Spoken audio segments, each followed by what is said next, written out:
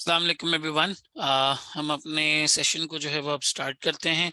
So welcome to this session all of you. इस session का मकसद बेसिकली लास्ट अटेम्प्ट के CFAP 3 SPM के पेपर की डिस्कशन करना है। ठीक है, चूंकि रिजल्ट ICAP का जो है वो अनाउंस हो चुका है, बहुत सारे स्टूडेंट्स चाह रहे थे कि उन्हें पता चल जाए कि यार एग्जाम में लेट्स से अनफॉर्चुनेटली अगर वो क्लियर नहीं कर पाए तो उसकी क्या वजह बनी, क्या आंसर्स जो लिखने थे, या what was suppose to be like paper में क्या करना था, क्या अटेम्प्ट करना था, और क्या ऐसी चीजें हैं जो आगे हमें लेके चलनी है या उनको देखना है। ठीक है, तो आज का जो हमारा सेशन है ये फोकस्ड होगा इन दोनों चीजों के ऊपर कि लास्ट अटेम्प्ट का पेपर किस तरह से आया था, क्या एक जनरल अप्रोच SPM के अंदर जो है वो होती है, एट द सेम टाइम क्या क्या ऐसी चीजें हैं जो हमें करनी चाहिए थी, और अगर अब हम अगली दफा के लिए प्रिपेयर कर रहे हैं तो कौन कौन सी चीजें हैं जो अभी हमें मजीद कर लेनी चाहिए और हमारी अप्रोच के अंदर जो है वो शामिल होनी चाहिए, ताकि इंशाल्लाह ताला अगली बार हम अपने एग्जाम के क्लियरेंस को सक्सेसफुल बना सकें और वो सारी चीजें जो है वो कर सकें। सही। अच्छा जी, सबसे पहले तो पेपर का एक ओवरऑल व्यू यहाँ पे जो है वो देख लेते हैं कि क्या क्या हमारे पास पेपर के अंदर जो है वो आया था। सबसे पहला अगर आप ये देखें यहाँ पर, तो हमारा जो क्वेश्चन नंबर 1 था that was related to financial and non financial performance analysis.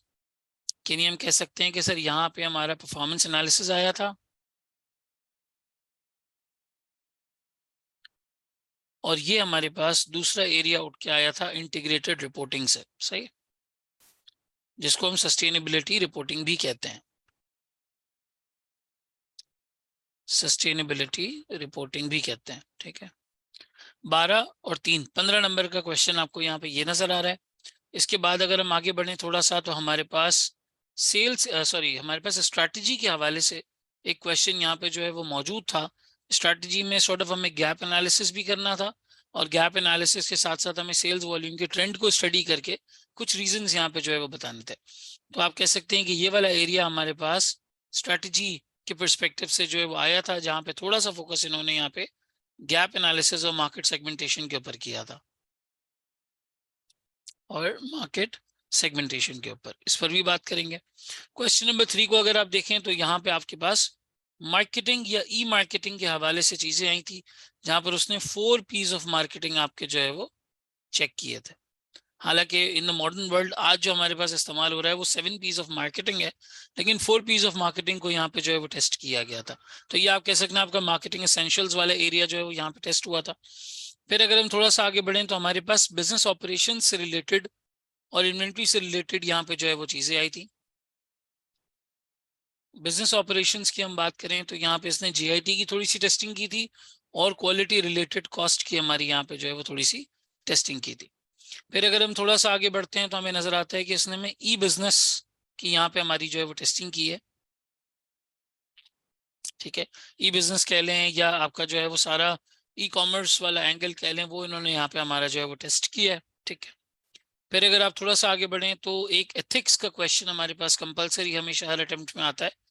Ethics का एक क्वेश्चन हमारे पास था। और फिर अगर हम थोड़ा सा आगे देखें तो नेटवर्क एनालिसिस और क्रिटिकल पाथ वाली चीज इसने हमारी यहाँ पे जो है वो टेस्ट कर ली, जहां पर हम गैंट चार्ट के थ्रू, नेटवर्क डायग्राम के थ्रू इस चीज को डिटरमिन करते हैं कि हमारा प्रोजेक्ट किस तरीके से जो है वो मैनेज होगा। आप कह सकते हैं प्रोजेक्ट मैनेजमेंट इन्होंने यहाँ पे हमारी जो है वो सॉर्ट ऑफ टेस्ट कर ली है। ठीक है, कुल मिला के आपके पास जो है वो 7 क्वेश्चंस के ऊपर ये पेपर जो है वो बेस्ड था। ठीक है, 7 क्वेश्चंस के अंदर सबसे पहले तो कुछ इंपॉर्टेंट पॉइंट्स मैं यहाँ पर लिखना चाहूंगा, जो अभी अगर स्टूडेंट्स को ये समझ में नहीं आ रहा। देखो, 100% प्रैक्टिकल एग्जाम है, 100% प्रैक्टिकल एग्जाम है। कोई सिचुएशन ऐसी नहीं है जहां पे आपसे कोई रटी रटाई बात या कोई थियरी आपसे जो है वो पूछी गई हो। आप ये 7 क्वेश्चंस उठा के देखें, इन सातों क्वेश्चंस में 100% उसने प्रैक्टिकलिटी ऐड की है। 100% आपके पास जो है वो केस स्टडीज हैं या सिनारियोज हैं। अगर लोग अभी भी इस बात को एक्सेप्ट नहीं कर रहे कि ये पेपर पुराने पेपर्स की तरह BM का एग्जाम नहीं है, ये पेपर BMS का एग्जाम नहीं है, अगर लोग इस बात को एक्सेप्ट नहीं कर रहे तो शायद अपना नुकसान खुद कर रहे हैं। अगर उन्हें लग रहा है कि अभी भी रोट लर्निंग करके या रटाफिकेशन करके हम रोट लर्निंग करके चीज़ों को इसको जो है वो लेके चल सकते हैं और इस एग्जाम को क्लियर कर सकते हैं, अगर हम ड्राफ्टिंग नहीं करेंगे तो ये क्वेश्चन पेपर हमारा क्लियर हो जाएगा। अभी भी अगर स्टूडेंट्स को ऐसा लग रहा है तो ये प्रैक्टिकल आपके सामने आपको नजर आ रहा है। आप पहला क्वेश्चन देख लें, केस स्टडी है, अच्छी खासी डिटेल दी हुई है। दूसरा क्वेश्चन देख लें, कंपनी का सेल्स डेटा दिया हुआ है। तीसरा क्वेश्चन देख लें, कंप्लीट बैकग्राउंड आपको कंपनी के बारे में बताया हुआ है। चौथा देख लें, बिजनेस ऑपरेशंस की सारी डिटेल बाकायदा। इधर तो पूरा प्रोसेस एक्सप्लेन किया है इसने, पूरा प्रोसेस एक्सप्लेन किया है कि किस तरीके से पूरी मैन्युफैक्चरिंग जो है वो हो रही है। फिर वन बाय वन मैं क्वेश्चंस पर आता हूँ। फिर ई बिजनेस, एक proper printing company, printing house की एक केस स्टडी आपके सामने मौजूद है। एथिक्स, एक सिचुएशन, हमेशा खैर एथिक्स में सिचुएशन ही आती है, वो मौजूद है। और बाकायदा नेटवर्क एनालिसिस गैंट चार्ट के अंदर भी इन्होंने एक सिचुएशन आपको निकाल के यहाँ पे दे दी है। तो कुल मिला के अगर आप देखो तो 100% प्रैक्टिकल एग्जाम है, 100% केस स्टडी और सिनेरियो बेस्ड के ऊपर है। और अगर आप थोड़ी सी इसकी इंक्लिनेशन देखो, अगर इसकी इंक्लिनेशन देखो तो बहुत ज्यादा आप कह सकते हैं कि ACCA SBL की तरफ सॉर्ट ऑफ एग्जामिनर की इंक्लिनेशन जो है वो जा रही है। इस तरह के सवालात हमारे पास SBL में आते हैं। अब देखो SBL कुछ हद तक MSA2 को भी जो है वो रिफ्लेक्ट करता है, MSA2 के लिए भी इसके सवाल रेलिवेंट होते हैं, लेकिन कहीं ना कहीं सम वॉट वो हमें CFAP3 SPM में भी हेल्प कर सकता है। यहाँ पे भी हमारे पास जो है हेल्प कर सकता है। सारे के सारे क्वेश्चंस आपके पास प्रैक्टिकल थे, 100% के स्टडीज और सिनेरियोस थे। अच्छा, मैं नाम नहीं लूंगा, सही है, किसी का मैं नाम कॉल आउट नहीं करूंगा, लेकिन मुझे जनरली बताओ कि आप में से कितने लोग थे जिन्होंने एग्जाम अटेम्प्ट किया और वो यहाँ पे जो है वो सवालात को सॉल्व करके गए थे, या प्रॉपर ड्राफ्टिंग करके गए थे, जहां पे उन्होंने सोल्यूशन से कंपेयर किया था जो लिखा था उसको। एटलीस्ट आप इस तरह से कहें कि यार उन्होंने 10-15 बड़े सवाल, अच्छे सवाल ऐसे ड्राफ्ट किए कि जहां पे लिखा, सॉल्यूशन से कंपेयर किया, एग्जामिनर कमेंट्स अगर अवेलेबल थे तो कंपेयर किया और देखा कि हम कहां पर गलत हैं। हाँ जी, कितने लोग हैं यहाँ पर ऐसे जिन्होंने एग्जाम की तैयारी में इस चीज को जो है वो इंक्लूड किया हो? चलें, एक रिस्पॉन्स आया कि सर किए थे, कोशिश की थी, उसमें कैसा रिस्पॉन्स था? और फिर आपका पेपर कितने पे रुका है? नाम में किसी का कॉल आउट नहीं कर रहा हूँ, डायरेक्ट मैसेज का ऑप्शन आप इस्तेमाल करके इसको मुझे बता सकते हैं। एंड जब आप प्रैक्टिस करते थे, ठीक है, मैंने आपके मार्क्स भी देख लिए हैं, जब आप प्रैक्टिस करते थे तो उस वक्त क्या जो है वो एक रिस्पॉन्स होता था? चलो, एक रिस्पॉन्स आया सर नहीं की थी प्रैक्टिस ऑनेस्टली, एक रिस्पॉन्स आया कि सर ICAP के पास पेश किए थे लेकिन केस स्टडी बेस्ड बहुत कम किए थे, प्रैक्टिस लैकिंग थी। चलो, एक और रिस्पॉन्स आ गया। भाई ICAP के पास पे उसको थोड़ा सा हम एनालाइज करते हैं, थोड़ा डायग्रेस करने की कोशिश करते हैं। ICAP की अगर मैं बात करूं बिफोर 2016, बिफोर 2016 इस पेपर का नाम BM हुआ करता था, बिजनेस मैनेजमेंट, ठीक है। और BM के अंदर आपके पास जो सूरत हाल थी वो ये थी कि भाई आपकी कंप्लीटली यहाँ पे जो है वो रोट लर्निंग टेस्ट होती थी, और लोग कहते थे भाई पास पे उसका रट्टा लगा के चले जाओ, तुम्हारा पेपर निकल आएगा, ठीक है। 2008 की एक स्टडी टेस्ट इसमें जो है वो थोड़ी बहुत इस्तेमाल होती थी। This was all about this paper, ये था ये कंप्लीट पेपर आपका, सही है। फिर थोड़ा सा आगे बढ़ो, क्या हुआ सर? थोड़ा सा हम आगे गए, आके आपने नई स्कीम के अंदर इसको BMS कर दिया, बिजनेस मैनेजमेंट एंड स्ट्रैटेजी कर दिया। यहां पर आप कह सकते हैं कि बहुत ही लाइट केस स्टडीज आती थी, बहुत ही लाइट केस स्टडीज आती थी। उसमें भी वो 2-3 लाइनें लिख देता था। रिक्वायरमेंट में जो रिक्वायरमेंट आती थी, रिक्वायरमेंट के अंदर आपको रट्टा बेस्ड आंसर ही देना पड़ता था, बहुत ज्यादा, ठीक है। फिर आप थोड़ा सा आगे बढ़ो तो आए कि आपने अगली स्कीम में इसको SPM के नाम से लॉन्च किया, ठीक है। 2022 की जो आपकी स्कीम आई उसके अंदर SPM के नाम से लॉन्च किया। जून 22 इसकी पहली अटेम्प्ट थी और फिर उसके बाद दिसंबर 22 इसकी दूसरी अटेम्प्ट थी, सही है। यहाँ पे इन्होंने SPM के नाम से लॉन्च किया। अगर आप इसमें देखो तो ये 100% प्रैक्टिकल है। यहाँ पर है रोड टू MSA। ऐसे क्वेश्चंस की तैयारी यहाँ पे करवाई जा रही है जैसे आपको MSA2 में क्वेश्चंस नजर आएंगे, जैसे आपको नजर आएंगे। और जो सिनेरियोज हैं वो थोड़ी सी से डिटेल्ड केस स्टडीज बनती जा रही हैं, थोड़ी सी केस स्टडीज बनती जा रही है, यानी ये पेपर अब हो रहा है एनालिसिस बेस्ड। और अगर आप इसमें रिफ्लेक्शन देखो तो रिफ्लेक्शन किसकी किसकी आपको नजर आती है? सर आपको ICW के स्ट्रेटेजिक बिजनेस की स्ट्रेटेजी यहाँ पे जो है नजर आती है। आपको थोड़ा बहुत ECCA के SBL के पेपर की रिफ्लेक्शन यहाँ पे जो है नजर आती है। ऑल दो ये दोनों हम MSA2 के लिए भी रेफर करते हैं, लेकिन अगर मैं बिट्स एंड पीसेस की बात करूं, छोटी केस स्टडीज की बात करूं, तो वो समवॉट इंस्पिरेशन यहां से लेती हुई जो है वो नजर आती है। अब अगर मेजोरिटी मुझे ये कह रही है कि सर नहीं हम प्रैक्टिस नहीं कर रहे थे या हम आईकैप के पास पेपर्स देख रहे थे, मुझे बताओ आईकैप के पास पेपर्स की रेलेवेंस कहां पर है?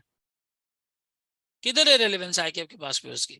सर 2019-2018 के बाद के क्वेश्चंस फिर भी थोड़े से मुनासिब हैं। 2019 के बाद के क्वेश्चंस या 2019 के क्वेश्चंस फिर भी थोड़े से मुनासिब हैं। लेकिन अगर हम वैसे देखें एसपीएम के जो अब 2 अटेम्प्ट से आ रही है सिचुएशन, वहां पे कहीं भी आपको ये चीज नजर नहीं आएगी, कहीं भी आपको ये चीज जो है वो नजर नहीं आएगी प्रैक्टिकली स्पीकिंग। सही। अच्छा जी, आगे कहते हैं सर एनालाइज वाले क्वेश्चन में बहुत मसला हुआ था, काफी सिर्फ रेशो डिस्कस होने में। अच्छा ठीक है, सही है। आगे कहते हैं सर रट्टा लगाया लेकिन एग्जाम में एप्लीकेशन बेस्ड हैंडल नहीं हो रहा था। तो भाई सबसे पहले तो ये बात अपने जहन में रखो, अपने जहन में रखो कि भाई आईकैप के पास पेपर्स, आईकैप के क्वेश्चंस बिफोर 2018 आपके लिए यूजलेस है। कोई फायदा नहीं है इन क्वेश्चंस का, सवाल ही नहीं पैदा होता। अगर आप यहाँ पे कर रहे हैं रट्टा, कोई फायदा नहीं है इसका, आपको कहीं पे भी ये चीज काम नहीं आएगी। जब तक आपको समझ में नहीं आएगा कि स्ट्रेटेजिक सेगमेंटेशन होती क्या है, गैप एनालिसिस होता क्या है, किस तरह इसे प्रैक्टिकली अप्लाई किया जाता है, तब तक ये पॉसिबल ही नहीं है कि आप इस पेपर के अंदर उस तरह से परफॉर्म कर पाए। पहले होता था कि जी पास पेपर्स का रट्टा लगाया, इस पेपर को कर लिया, सही है, कोई मसला नहीं। पहले होता था कि हल्की बुल्की केस स्टडीज आएंगी, आपको बुक को रेफर करना है कि बुक में उसने कहाँ से पूछा, आंसर लिख देना है, कोई मसला नहीं। लेकिन एट द सेम टाइम अगर आप अब की सिचुएशन देखें तो आपकी सिचुएशन बहुत ज्यादा डिफरेंट है। अब वो पूरे पूरे क्वेश्चंस आपके पास जो है वो सिनेरियो बेस्ड जो है वो पूछ रहा है, और लोगों को एनालिसिस में मसला होता है क्योंकि उन्हें इस चीज की आदत नहीं होती। तो भाई आप एक चीज तो अपने बिल्कुल ना इससे बांध लें कि आपने प्रैक्टिस करनी है, अपने दामन से बांध लें इस बात को। प्रैक्टिस आपने लाजमी करनी है, किसकी? केस स्टडीज की। केस स्टडीज की प्रैक्टिस आपने लाजमी करनी है। किस तरह से करनी है सर, कैसे ये केस स्टडीज की प्रैक्टिस होगी और किस तरीके से हम इसको जो है वो हैंडल करेंगे? देखो कॉन्सेप्चुअल अंडरस्टैंडिंग के बाद आपको इससे मिलते जुलते केस स्टडीज को सॉल्व करना है, जिस तरह की एग्जामिनर या आईकैप जो है वो पूछ रहा है। मैं आपको इसकी छोटी सी एक सिचुएशन दिखा देता हूँ, जो जिस तरह मैं क्लास में करवाता हूँ। देखो, और यही क्वेश्चंस आप भी कर सकते हैं, जरूरी नहीं आप क्वेश्चन जो क्लासेस हैं वो लें, दोबारा लें और फिर सब चीज जो है वो दोबारा से पढ़ के करें, लेकिन केस स्टडीज करना जरूरी है। अब देखो यहाँ पर जैसे 5 फोर्सेस और पेस्टल की कॉन्सेप्ट्स हैं, इसके बाद यहाँ पेस्टल एनालिसिस के ऊपर नेशनल म्यूजियम की केस स्टडी है, लिंक को एसीसीए का क्वेश्चन है, स्मार्टवेयर एसीसीए का है, हाईलाइट होटल्स एसीसीए का है, जर्टोनिया 2019 का क्वेश्चन है, नेटवर्क सोल्यूशन गालिबन आईसीडब्ल्यू का क्वेश्चन है, नूर पैकेजिंग आपके पास जो है वो अगेन एक प्रैक्टिकल क्वेश्चन है। फिर यहाँ पर आ जाओ इंडिपेंडेंट लिविंग, ये केस स्टडी है, स्टार कॉफी केस स्टडी है, Nobel pets, Oceania airline ECC की केस स्टडी है। स्ट्रेटेजिक चॉइस में अगर तुम जाओगे अगेन, तो यहाँ पे यही सारी केस स्टडीज हमारे पास जो है वो आती जा रही हैं। और इन केस स्टडीज को किए बगैर तस्वुर नहीं है कि आप अपना क्वेश्चन जो है वो पेपर जो है वो क्लियर कर सकते हैं। सूटेबिलिटी फिजिबिलिटी के ऊपर case study, learn to drive, Swift, Bolan carpets, Oceania airline, Steadfast bank, company A versus company B, fashion culture, ये सारे जो है वो आपके सामने केस स्टडीज की एग्जांपल है। फिर ये देखो यहाँ पर आपका आईटी का पूरा एरिया आ रहा है, आईटी के अंदर एसीसीएम में भरी पड़ी है जो है वो केस स्टडीज। ये accounting, education, holiday company, BA times. आपका जो करंट अटेम्प्ट में क्वेश्चन आया है ना ई बिजनेस के ऊपर, ये पूरा बीए टाइम्स की कॉपी है। हल्का फुल्का इन्होंने नाम वाम चेंज किया और चीजें जो है वो चेंज की हैं, बाकी पूरा सवाल आपका यही है। रिटेल वर्ल्ड, वोकल लिमिटेड, ये सारी केस स्टडीज हैं जिनकी प्रैक्टिस आपको करने की जरूरत है। सर हमें करना क्या चाहिए? आप उठाएं एसीसीए एसबीएल की किट, एसीसीए एसबीएल की किट उठाएं, और किट उठाने के बाद एट द सेम टाइम आप उन क्वेश्चंस में जहां जहां रेलेवेंस है, जो जो रेलेवेंट हैं, आप उनके क्वेश्चंस को जो है वो सॉल्व करना शुरू करें। कुछ हद तक प्रैक्टिस में आपको एसीसीए एसबीएल काम आएगा, कुछ हद तक आपको आईसीडब्ल्यू के क्वेश्चंस काम आएंगे, कहीं कहीं for the very little part, कहीं कहीं थोड़ा बहुत एक्सटेंट आपको एमएसए 2 से भी इंस्पिरेशन मिल जाएगी, ओनली अ सर्टेन एक्सटेंट। सारा मैं नहीं कह रहा क्योंकि एमएसए 2 में और भी चीजें पूछी जाती हैं, ओनली अ सर्टेन एक्सटेंट आपको एमएसए 2 के क्वेश्चंस भी यहाँ पे जो है वो हेल्प करेंगे। सही है। तो ये समझना जरूरी है भाई कि 100 नंबर का क्वेश्चन जो है वो प्रैक्टिकल आ रहा है। अब भी अगर स्टूडेंट्स इस बात को समझ नहीं रहे कि उन्हें लिख के प्रैक्टिस करनी पड़ेगी, उन्हें केस स्टडी सॉल्व करनी पड़ेगी, तो बात नहीं बनेगी। आपने पढ़ लिया डिफरेंशिएशन क्या होती है, आपने पढ़ लिया कॉस्ट लीडरशिप क्या होती है, आपने पढ़ लिया जी जो है वो फोकस स्ट्रेटेजी क्या होती है, लेकिन उसको कहीं प्रैक्टिकली अप्लाई तो करो।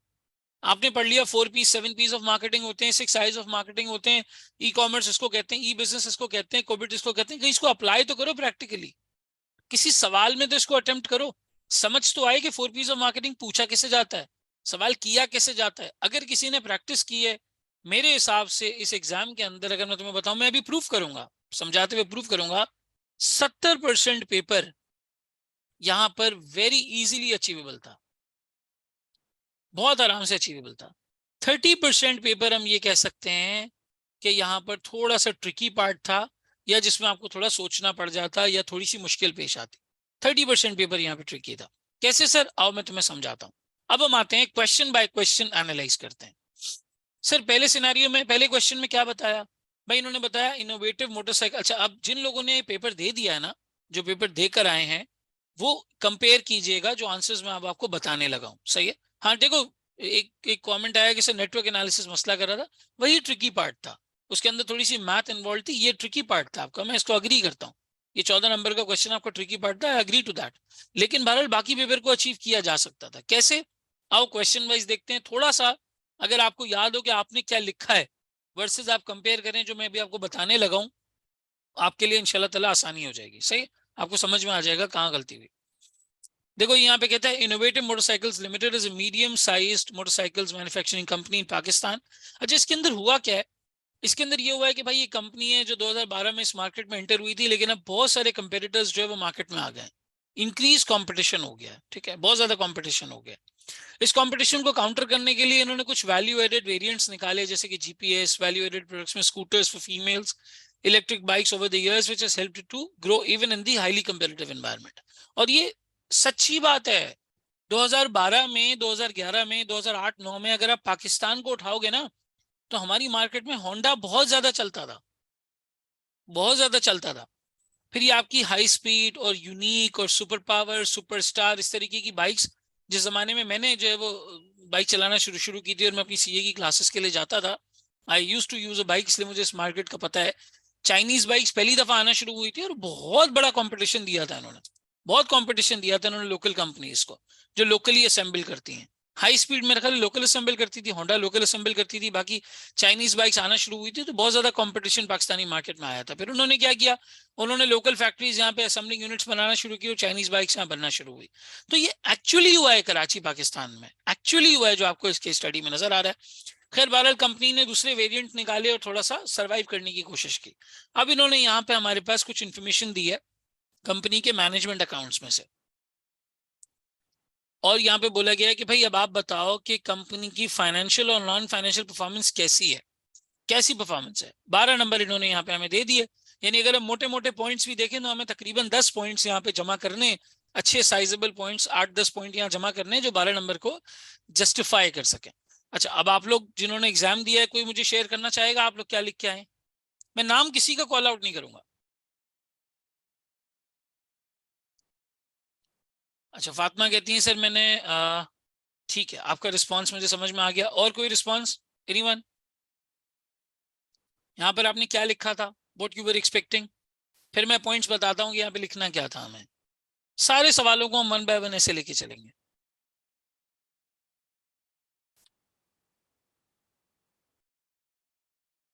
जी भाई, anyone? Maturity phase of business, ratio analysis. Kashif मुझे बताओगे कौन से रेशियोज एनालाइज किए थे आपने?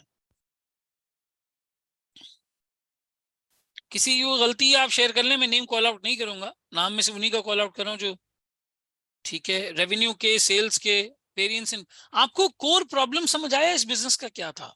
कोर प्रॉब्लम कौन सी चीज ऐसी थी जो वो गलत कर रहे थे? यहाँ पर पीएनएल को देख के ये जो इन्फॉर्मेशन आपको दी हुई है, कोर प्रॉब्लम आपको यहाँ पे नजर आया?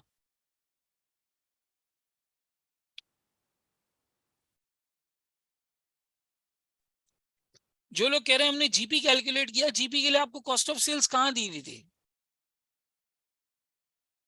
हाँ, दानियाल ने बहुत अच्छा पॉइंट रेस किया, आर&डी। Excellent, excellent sir. सबसे पहला पॉइंट जो हमें यहाँ पे देखना चाहिए वो ये देखना चाहिए कि कंपनी ने अपने आर&डी के अंदर सिग्निफिकेंट डिक्लाइन कर दिया है। कंपनी ने अपनी आर&डी के अंदर सिग्निफिकेंट डिक्लाइन कर दिया है। हालांकि नीचे देखो, यहाँ पे तुम्हारे नंबर ऑफ न्यू प्रोडक्ट्स देखो कितने हैं, 1 और 2।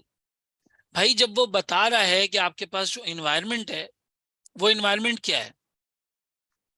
इन्वायरमेंट है हाइपर कंपेटिटिव। बहुत ज्यादा आपका कंपटीशन यहाँ पे जो है वो मौजूद है, ठीक है। अब पोर्टल की जेनेरिक स्ट्रेटजीज के बारे में सोचो। एक हाइपर कंपेटिटिव में सरवाइव करने के लिए, हाइपर कंपेटिटिव में सरवाइव करने के लिए कितनी चीजें चाहिए होती हैं? सर दो चीजों पे आप खेल सकते हैं। या तो आप अपनी कॉस्ट बहुत ज्यादा कम कर दें, बहुत ज्यादा कम कर दें, और अपनी सेलिंग प्राइस भी कम कर दें।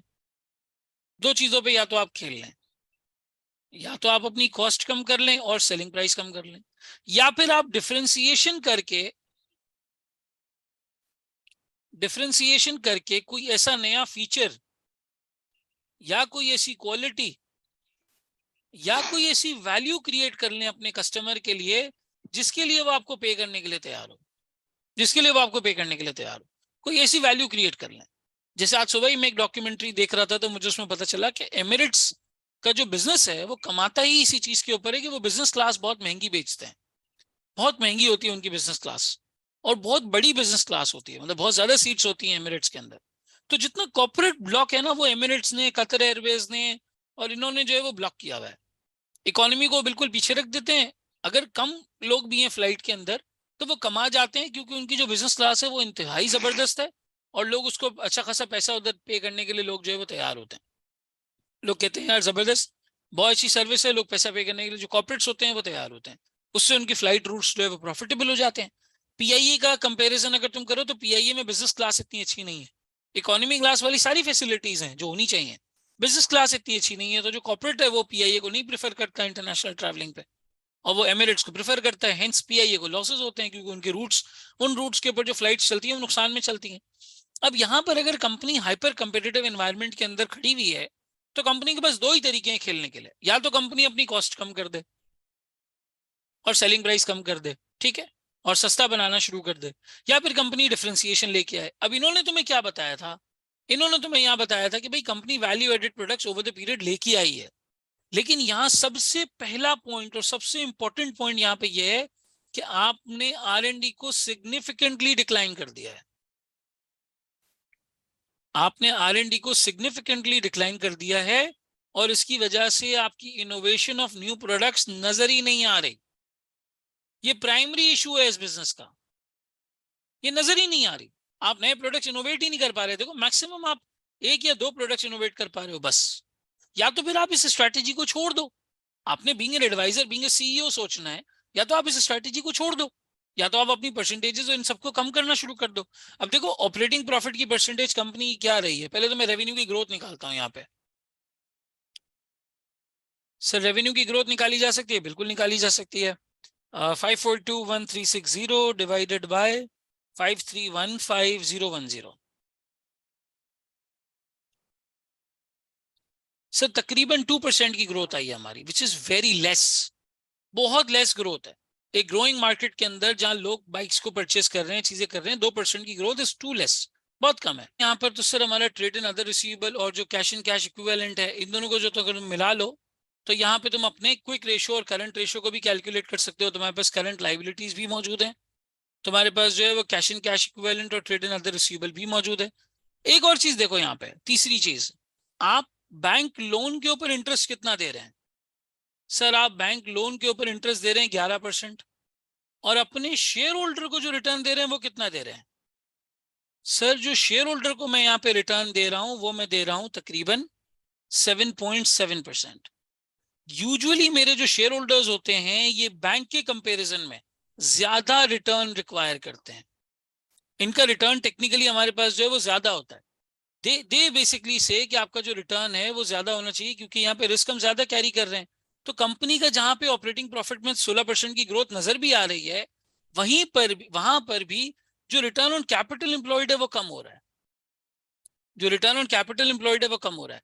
रिटर्न ऑन कैपिटल एम्प्लॉयड कम होने की वजह से एक पॉइंट यहाँ पे ये आ सकता है कि भाई since your return on capital employed is decreasing, that means आप एसेट्स ज्यादा डिप्लॉय कर रहे हैं, लेकिन उस हिसाब से आपकी प्रॉफिटेबिलिटी या आपका रेवेन्यू उस तरीके से जस्टिफाई नहीं हो रहा।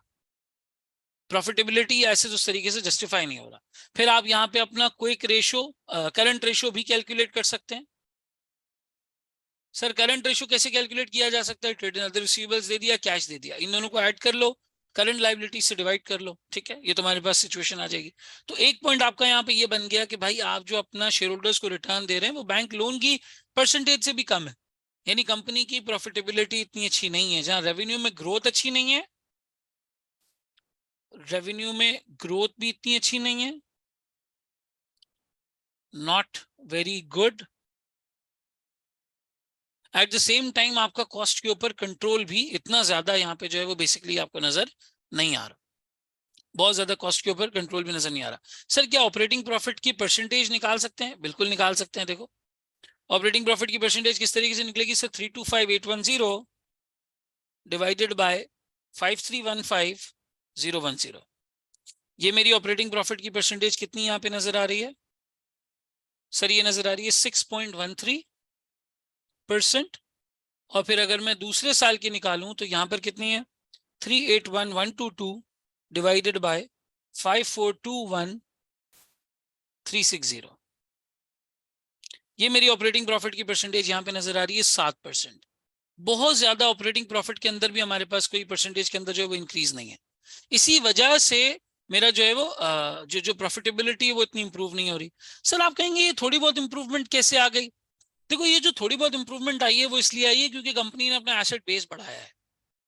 कैपिटल एम्प्लॉयड में क्या क्या शामिल होता है? कैपिटल एम्प्लॉयड में आपकी इक्विटी शामिल होती है और आपकी नॉन करंट लाइबिलिटी शामिल होती है।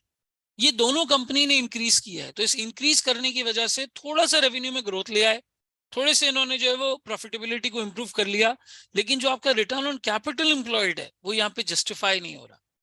रिटर्न ऑन कैपिटल एम्प्लॉयड यहाँ पे जो है वो जस्टिफाई नहीं हो रहा। क्यों? आपकी प्राइमरी प्रॉब्लम क्या है सर? प्राइमरी प्रॉब्लम आपकी ये है कि आपने R&D को डिक्रीज करना शुरू कर दिया और अपनी प्रोडक्ट में इनोवेशन नहीं लेके आ रहे। या तो आप जो है वो रिलाय करो इस मॉडल के ऊपर जहां पे कॉस्ट भी कम, सेलिंग प्राइस भी कम, वो तो आप कर नहीं रहे। या फिर आप रिलाय कर रहे हो अगर डिफरेंशिएशन पे कि हम नए प्रोडक्ट्स लेके आएंगे, नई चीजें मार्केट में लेके आएंगे, तो फिर आप बिल्कुल करें, कोई मसले वाली बात ही नहीं है। इसकी मैं आपको एक एग्जांपल देता हूँ डिफरेंशिएशन की। कुछ साल पहले 2015 में, अगर आपको याद होगा, 2015 में पहली बार यामाहा ने YBR लॉन्च की थी, YBR 125। एक 125 थी, एक 125G थी। इसी तरीके से अगर आप देखो तो सुजुकी ने उससे कुछ टाइम पहले 150 GS लॉन्च की थी अपनी। ये क्या थी? ये इनोवेशन थी। ये महंगी बाइक्स थी, सस्ती नहीं थी। ये जो 70cc का बाइक आती है उसकी प्राइस में ये नहीं मिलती थी, ये महंगी थी। लेकिन यामा ने बोला यार हम इस तरह की बाइक बनाएंगे, सुजुकी ने बोला हम इस तरह की बनाएंगे। ये उस 70cc वाली रेस में घुसे ही नहीं जिसमें होंडा लड़ रहा था, जिसमें वो चाइनीज बाइक्स के साथ और चाइनीज टेक्नोलॉजी के साथ और सुपरस्टार और यूनिक और सुपर पावर इन सब के साथ कॉम्पीट कर रहा है। तो भाई कंपनी अगर R&D को कम कर रही है तो फिर अपनी कॉस्ट को भी कम कर ले। कॉस्ट को भी कम नहीं कर पा रही, देखो ऑपरेटिंग प्रॉफिट इतना नहीं इंप्रूव हुआ। जो बाजायर इंप्रूवमेंट आई है वो सिर्फ 6 से 7 आई है। Very little improvement in operating profit margin as well, very little increase in operating profit margin percentage, बहुत ज्यादा कम आपका यहाँ पे जो है वो इंक्रीज वाला फैक्टर आपको जो है वो यहाँ पे नजर आया। सही, तो बेशक आपकी ऑपरेटिंग ग्रोथ ये 16% सही निकाला आप लोगों ने, बेशक ये 16% का नंबर आपको यहाँ पे नजर आ रहा है, लेकिन कंपनी को मजीद अपनी कॉस्ट कम करने की जरूरत है और अपने ऑपरेटिंग प्रॉफिट के मार्जिन को बढ़ाने की जरूरत है। वो जो मैं बेसिकली कॉस्ट की बात कर रहा था वो इस टर्म्स में कर रहा था कि इतनी ज्यादा आपकी ग्रोथ उस पर्सपेक्टिव से जो है वो नहीं आई है। इन दोनों का अगर तुम ग्रोथ परसेंटेज निकालोगे तो वो बहुत ही कम है, और कंपनी इतना खास जो है वो यहाँ पे ग्रो नहीं कर पाई है इस पर्सपेक्टिव से। तो कंपनी को यहाँ पे R&D या तो बढ़ाने की जरूरत है या फिर क्लियर डिसीजन ये लेने की जरूरत है कि भाई हम कॉस्ट भी कम करेंगे, हम सेलिंग प्राइस भी कम करेंगे, और जो मार्केट में सबसे ज्यादा रनिंग आइटम्स हैं हम उनको बनाएंगे। तो या तो आप इनोवेशन पे चले जाओ, अगर इनोवेशन कर रहे हो तो फिर R&D पे खर्चा करो भाई और अच्छे प्रोडक्ट्स लेके आओ। या फिर अगर आप इनोवेशन पे नहीं जाना चाह रहे तो जो R&D कर रहे हैं वो भी कम कर दें, नॉर्मल जो बाइक्स बनती हैं उनको बनाएं और उनको बना के मार्केट में सस्ते दामों उतारें, वॉल्यूम पे खेलें। यहाँ पे जो सबसे ज्यादा आपका गेम होता है ना, ये वॉल्यूम पे खेला जाता है। सबसे ज्यादा ये चीज जो है वो वॉल्यूम पे खेली जाती है, ठीक है। बाकी क्विक रेशो, करंट रेशो आप यहाँ पे कैलकुलेट कर सकते थे, आप कॉस्ट की परसेंटेज कैलकुलेट कर सकते थे, रेवेन्यू में से ऑपरेटिंग प्रॉफिट माइनस करके आप कॉस्ट जो है वो निकाल सकते थे। आपका जो ऑपरेटिंग प्रॉफिट मार्जिन है वो बहुत ज्यादा यहाँ पे जो है वो इंक्रीज ओवरऑल परस्पेक्टिव में जो है वो नहीं हुआ। रिटर्न ऑन कैपिटल एम्प्लॉयड यहाँ पे आपका फॉल कर रहा है। इसका मतलब अगर आप थोड़ा बहुत इंक्रीज लाए भी हो रेवेन्यू के अंदर तो वो इसलिए लाए क्योंकि आपने अपनी एसेट बेस बढ़ा दी है। या तो आप नया डेट ले आए या आप नई इक्विटी ले आए, या तो नए पैसे ले आए आप मार्केट से, या तो शेयर होल्डर्स या डेट होल्डर्स आप ज्यादा पैसे लेके आए। जो रिटर्न आप प्रोवाइड कर रहे हैं, नॉर्मली जो शेयर होल्डर्स मांगते हैं वो बैंक से ज्यादा रिटर्न मांगते हैं। आप बैंक से भी कम रिटर्न यहाँ पे उनको जो है वो प्रोवाइड कर रहे हो in terms of capital gain and in terms of dividend. ठीक है, इस सब के पीछे जो फंडामेंटल मसला है वो ये है कि आपकी बेसिक स्ट्रैटेजी यहाँ पे जो है वो क्लियर नहीं हो रही। जो बेस स्ट्रैटेजी है वो यहाँ पे क्लियर नहीं हो रही। देखो सिर्फ 0.9 का इंक्रीज है यहाँ पे, अगर मैं ओवरऑल देखूं तो 0.9 का मुझे यहाँ पे इंक्रीज है, 0.87 का इंक्रीज यहाँ पे जो है वो नजर आ रहा है। राउंड ऑफ देखें तो 0.9 है। क्या ये सवाल क्लियर होता है? Does everyone get it?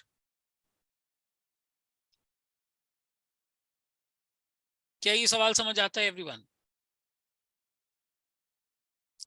किसी का कोई क्वेश्चन इस क्वेश्चन नंबर 1 से related? Anything you would like to ask? फिर मैं अगले क्वेश्चन की तरफ मूव करता हूं। नॉन फाइनेंशियल परफॉर्मेंस के अंदर देखो, नॉन फाइनेंशियल परफॉर्मेंस के अंदर जो सबसे पहला यहाँ पे आप पॉइंट ट्रेस कर सकते थे वो आपका इनोवेशन वाला पर्सपेक्टिव ही था।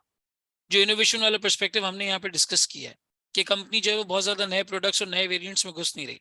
दूसरा एक एक नॉन फाइनेंशियल तो नहीं कहेंगे, फाइनेंशियल एंगल ही है, लेकिन शेयर होल्डर्स के पर्सपेक्टिव से हमने देखा कि यार उनका रिटर्न बैंक से भी नीचे जा रहा है, जितना बैंक दे रहा है उससे भी जो है वो नीचे जा रहा है। ठीक है, तो नए प्रोडक्ट्स लेकर आना, कस्टमर सेटिस्फेक्शन वगैरह ये सारी चीजें, हो सकता है इनका कस्टमर इनके प्रोडक्ट से सेटिस्फाइड नहीं है तो उन्हें यहाँ पे सर्वेस करने चाहिए, उन्हें कस्टमर से पूछना चाहिए, कस्टमर का फीडबैक हासिल करना चाहिए और ये देखना चाहिए कि भाई किधर एग्जैक्टली इशू आ रहा है, क्यों इनकी बाइक्स को जो है वो पसंद नहीं किया जा रहा है, उसमें बहुत ज्यादा जो है वो ग्रोथ नहीं आ रही। कस्टमर का फीडबैक लें, उसको एनालाइज करें और एनालाइज करने के बाद प्रॉपर डिसीजन मेकिंग की जाए। प्रॉपर डिसीजन मेकिंग की जाए कि आया प्रोडक्ट में मसला है, क्वालिटी में मसला है, जिस जगह बेच रहे हैं उस जगह में मसला है, जिस तरीके से प्रमोट कर रहे हैं क्या उस प्रमोशन की तरीके में मसला है, क्या हमें ऑनलाइन प्रेजेंस बढ़ानी है, ऑफलाइन प्रेजेंस बढ़ानी है, क्या करना है एग्जैक्टली कंपनी को। ये वाली सारी चीजें जो यहाँ पे जो है वो फॉल करती हैं। Does it make sense to everyone? क्या ये बात समझ आती है? अख्तर कहते हैं sir any assumptions that can be assumed for non financial performance in this scenario? नहीं, अज्यूम करने की जरूरत ही नहीं है। आप सिंपल एक स्टेटमेंट ये दे सकते हैं कि कंपनी अपने कस्टमर्स का फीडबैक ले, पता करे कि भाई प्रोडक्ट में कहाँ गलती आई है, किधर इशू आया है, कहाँ इस प्रोडक्ट को इंप्रूव करने की जरूरत थी मजीद। ये बहरहाल जो है वो किया जा सकता है।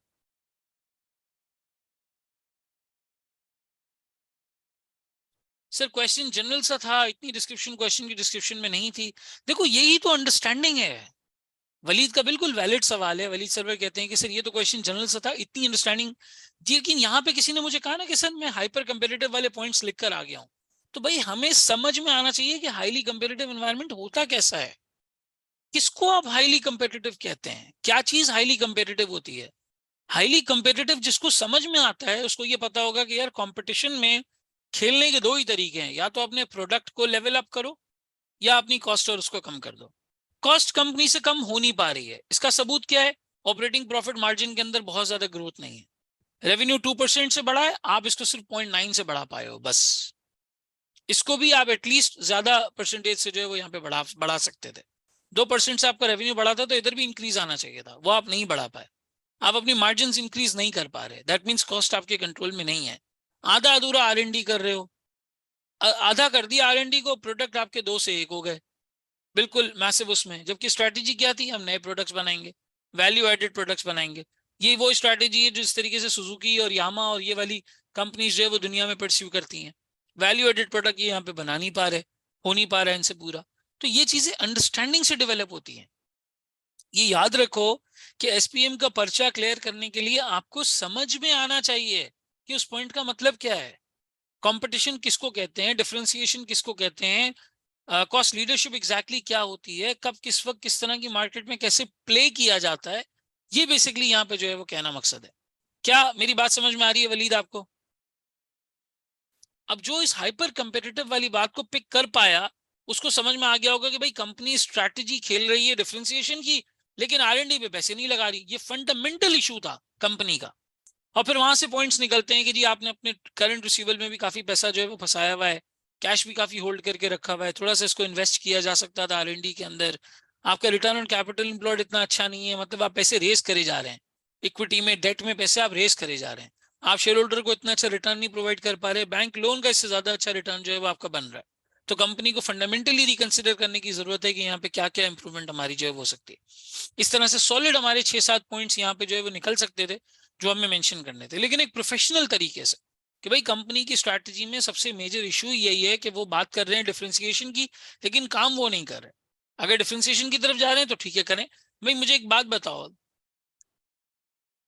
चलो अगर फातिमा आपने ये पॉइंट्स लिखे थे तो फिर आपको इसमें पासिंग मार्क्स मिले होंगे, बिल्कुल इंशाल्लाह ताला मिले होंगे। मुझे बताओ सुजुकी की स्ट्रैटेजी पाकिस्तान में क्या है? गाड़ियों की बात कर रहा हूँ, कार्स की बात कर रहा हूँ। अगर मैं सुजुकी की बात करूं, सुजुकी की स्ट्रैटेजी क्या है? कॉस्ट लीडरशिप है या डिफरेंशिएशन है? हाँ जी, एनीवन? सुजुकी कॉस्ट लीडरशिप की तरफ जाती है या डिफरेंशिएशन की तरफ जाती है? सर कॉस्ट लीडरशिप की तरफ। सबसे सस्ती गाड़ी पाकिस्तान में सुजुकी बना सकती है। आप जितने में कल्टस बना देते हैं दूसरे सोच भी नहीं सकते। कल्टस बना देती है, सियाज हो गई, फिर आपका सुजुकी की दूसरे वेरिएंट्स हो गए, ये वैगनार है, स्विफ्ट है, ये सारी गाड़ियां बड़ी आराम से बना लेती है कंपनी और वॉल्यूम पे खेलती है। सारे कॉर्पोरेट को उन्होंने टारगेट किया हुआ है। जब पहली दफा आदमी असिस्टेंट मैनेजर बनता है तो गाड़ी मिलती है सुजुकी की है, बाद में मैनेजर सीनियर मैनेजर बनता है तो फिर आगे बढ़ते हैं। ठीक है, होंडा की अगर मैं एग्जाम्पल लूं तो होंडा किसको फॉलो करती है? 70 लाख की सिविक है, 70 लाख की। होंडा कौन सी स्ट्रेटेजी फॉलो करती है?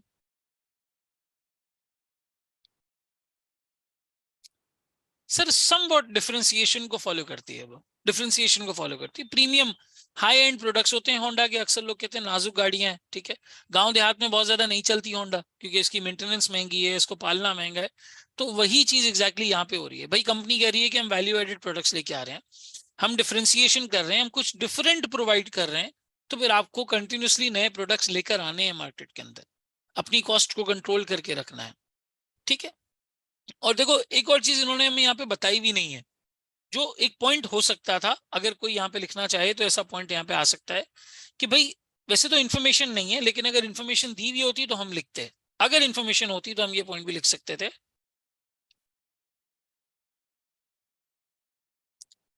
Information is there. आप ये भी लिख सकते थे कि भाई डिफरेंशिएशन की स्ट्रैटेजी में ना, जब बात डिफरेंशिएशन की हो, आपको थोड़ा सा अपनी मार्केटिंग और एड के ऊपर भी स्पेंड करना पड़ता है, क्योंकि जो सस्ती चीज है वो तो प्राइस के दम पे बिकी जाती है।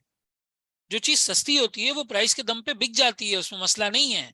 लेकिन जो चीज महंगी होती है, जहां पे आप थोड़ी सी क्वालिटी या वैल्यू प्रोवाइड कर रहे हैं, उधर आपको लोगों को इन्फ्लुएंस करने के लिए अपने प्रोडक्ट का इंप्रेशन बनाने के लिए, अपने प्रोडक्ट का इंप्रेशन बनाने के लिए थोड़ा सा मार्केटिंग और एड्स पे खर्च करना पड़ता है, जहां पर आपको इन्फ्लुएंसर्स लाने पड़ते हैं। वो लोग लाने पड़ते हैं जो एक्सपर्ट्स हैं, जो इस तरह की गाड़ियां, इस तरह की चीजें जो है वो इस्तेमाल कर रहे हैं। जब उनका पता चलता है कि हाँ यार वो इस्तेमाल कर रहे हैं, तो और भी लोग इस्तेमाल करने की कोशिश करते हैं। नाइकी बहुत प्रीमियम है, बहुत प्रीमियम चार्ज करता है, बड़े महंगे प्रोडक्ट्स होते हैं नाइकी के, सस्ते नहीं होते। लेकिन नाइकी हमेशा एथलीट्स को अपने एड में दिखाता है, हमेशा एथलेटिक्स को, एथलीट्स को वो अपने एड्स में दिखाते हैं, ताकि लोग उसको जो है वो ऑनर करें, उस प्रोडक्ट को समझें, उसकी अवेयरनेस को समझें और फिर आगे बढ़ें। ठीक है, हर कोई नाइकी नहीं अफोर्ड कर सकता। तो यही वाली एंगल से, यही वाली चीज से हमें यहाँ पे सोचना था। अब अगर आप देखो, अगर आप केस स्टडी सॉल्व नहीं कर रहे हो, आपने मिलते जुलते सवाल सॉल्व नहीं किए हैं, तो फिर इस तरह की क्वेश्चंस में आपको इशू होगा। अब आप क्वेश्चन नंबर 2 देखते हैं। हाँ भाई, क्वेश्चन नंबर 2 में इसने में क्या कहा था सर? क्वेश्चन नंबर 2 में इसने कहा कि भाई ये कंपनी है वो 660 सीसी और 1300 सीसी की गाड़ियां बनाती है, हैचबैक गाड़ियां बनाती है। सही। दो फीचर्स हैं इनके जिसमें डिफरेंशिएट करते हैं, एक इको मोड, दूसरा हाईटेक। हाईटेक के अंदर टेक्नोलॉजी, ऑप्शंस, ये चीजें ज्यादा होंगी। इको मोड जो है वो कॉस्ट, जो है वो फ्यूल एफिशिएंट होती है, हम सब जानते हैं। जो इको मोड गाड़ियां होती हैं ये क्या होती हैं? ये फ्यूल एफिशिएंट होती हैं, इसमें फ्यूल कम लगता है। ठीक है, इधर जो एवरेज है वो एवरेज ठीक ठाक होती है, और आपका जो फ्यूल का एक्सपेंस है वो बेसिकली कम लगता है यहाँ पे। ठीक है, eco mode feature maximizes fuel efficiency, whereas high tech is used to equip the car with the state of the art navigation and stereo system। ये इन्होंने हमें यहाँ पे बता भी दिया। ठीक है, अच्छा सॉरी, पार्ट बी इसका रह गया। भाई पार्ट बी के अंदर कहता है discuss the guiding principles for developing an integrated report. यहाँ पे ये कह रहा था कि यार सीएफओ ने ये कहा है, सीईओ ने ये कहा है कि सिर्फ फाइनेंशियल रिपोर्टिंग काफी नहीं होती, हमें कुछ मजीद रिपोर्टिंग के तरीकों पे भी सोचना चाहिए। उन्होंने कहा इंटीग्रेटेड रिपोर्ट बताएं। भाई इंटीग्रेटेड रिपोर्ट का जो सेंटर होता है ना, वो तमाम स्टेक होल्डर्स होते हैं। हमेशा आप तमाम स्टेक होल्डर्स को साथ लेके चलते हैं इसके अंदर, किसी एक स्टेक होल्डर पे फोकस नहीं होता। ठीक है, प्रॉपर डिस्क्लोजर होता है आपकी कंपनी की चीजों का। और इसमें ना ज्यादा बात होती है वैल्यू पे कि आप मीडियम, शॉर्ट और लॉन्ग टर्म में वैल्यू कैसे क्रिएट कर रहे हैं। शॉर्ट, मीडियम और लॉन्ग टर्म में वैल्यू किस तरह से क्रिएट कर रहे हैं। सारी बात यहाँ वैल्यू क्रिएशन की होती है कि आप वैल्यू किस तरीके से क्रिएट कर रहे हैं, किस तरह से सोसाइटी के लिए, एम्प्लॉइज के लिए, कस्टमर्स के लिए, सप्लायर्स के लिए, शेयर होल्डर्स के लिए, गवर्नमेंट के लिए, सोसाइटी के लिए कैसे आप कारआमद है, किस तरह आप उनको फायदा पहुंचाएंगे। तो आपके CSR के इनिशिएटिव्स, आपके नॉर्मल इनिशिएटिव सारे यहाँ पर आ रहे होते हैं। ठीक है, अब क्वेश्चन नंबर 2 पे आ जाओ। क्वेश्चन नंबर 2 में कहता है भाई 1300 सीसी और 660 सीसी हैचबैक कार्स हम बना रहे हैं। दो डिफरेंशिएशन है, इको मोड और हाईटेक पैकेज। ठीक है, इन्होंने यहाँ पे हमें सारे वेरिएंट्स दे दिए, 660 के 3 वेरिएंट्स और 1300 सीसी के 3 वेरिएंट्स। अगर गौर से देखो तो 660 में क्या है, इको मोड है, दोनों में हाईटेक भी है। यहाँ पे इको मोड है, हाईटेक नहीं है। ठीक है, और इधर दोनों नहीं है। सही है, यहाँ पर आपके पास 1300 सीसी के अंदर दोनों चीजें मौजूद हैं, लेकिन सिर्फ दूसरा वाला जो B2 वेरिएंट है ना, ये थोड़ा डिफरेंट है। देखो इधर A2 में क्या था, A2 के अंदर इको था, हाईटेक नहीं था। यहां इको नहीं है, हाईटेक है। बिल्कुल ऑपोजिट बात हो रही है, बिल्कुल ऑपोजिट। और B3 में दोनों नहीं है। तो A1 A3, B1 B3 ये एक दूसरे से मिलते जुलते हैं, सिर्फ सीसी का फर्क है। A1 और B1 दोनों में दोनों चीजें हैं, A3 और B3 दोनों में दोनों नहीं है। A2 में इको है, हाईटेक नहीं है। B2 में इको नहीं है, हाईटेक है। बिल्कुल ऑपोजिट चल रहा है। ठीक है, ये इसने हमें यहाँ पे डेटा दे दिया, और डेटा देने के बाद कहा भाई इस ट्रेंड को एनालाइज करो जो सेल्स वॉल्यूम में आ रहा है, इसके रीजंस भी बताओ, ऐसा ट्रेंड क्यों है, और गैप एनालाइज करो कि गैप कहां पर है, कौन से गैप्स हैं जो सिचुएशन में, और एक नया वेरिएंट रेकमेंड करो जो कंपनी को लॉन्च करना चाहिए। हाँ जी, क्या रिस्पॉन्स था आप लोगों का इस सवाल के ऊपर? Anyone who would like to say, कोई बताना चाहेगा अपना रिस्पॉन्स जो आप लोगों ने लिखा हो एग्जाम में?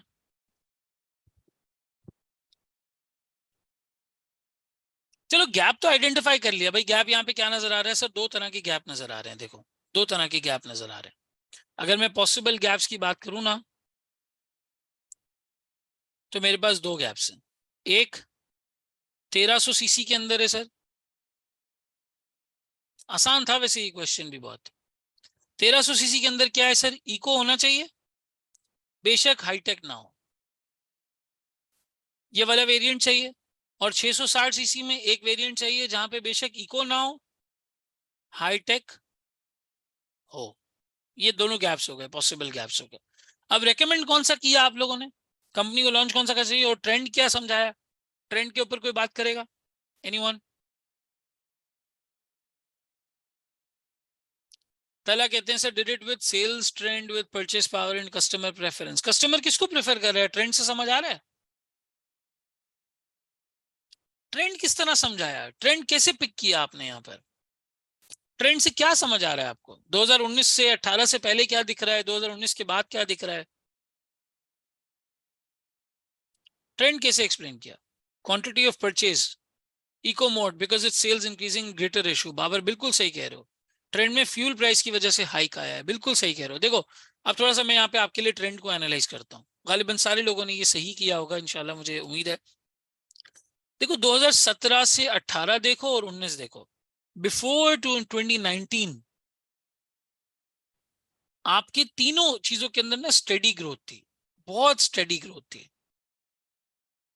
बहुत ज्यादा स्टेडी ग्रोथ। 9 11 13, 5 7 9, 2 4 6, 12 14 16, 5 7 9, 3 5 7, बहुत ज्यादा कोई बड़ा इंक्रीज नहीं था, not a very massive increase. ठीक है, स्टेडी ग्रोथ था, स्लो इंक्रीज आ रहा था। ठीक है, और आप कह सकते हैं कि स्टेडी अडॉप्शन थी यहाँ पर, आहिस्ता आहिस्ता इसको अडॉप्ट किया जा रहा था, स्टेडीली चीजें जो है वो आगे बढ़ रही थी, आहिस्ता आहिस्ता आपकी क्वांटिटी इंक्रीज कर रही थी।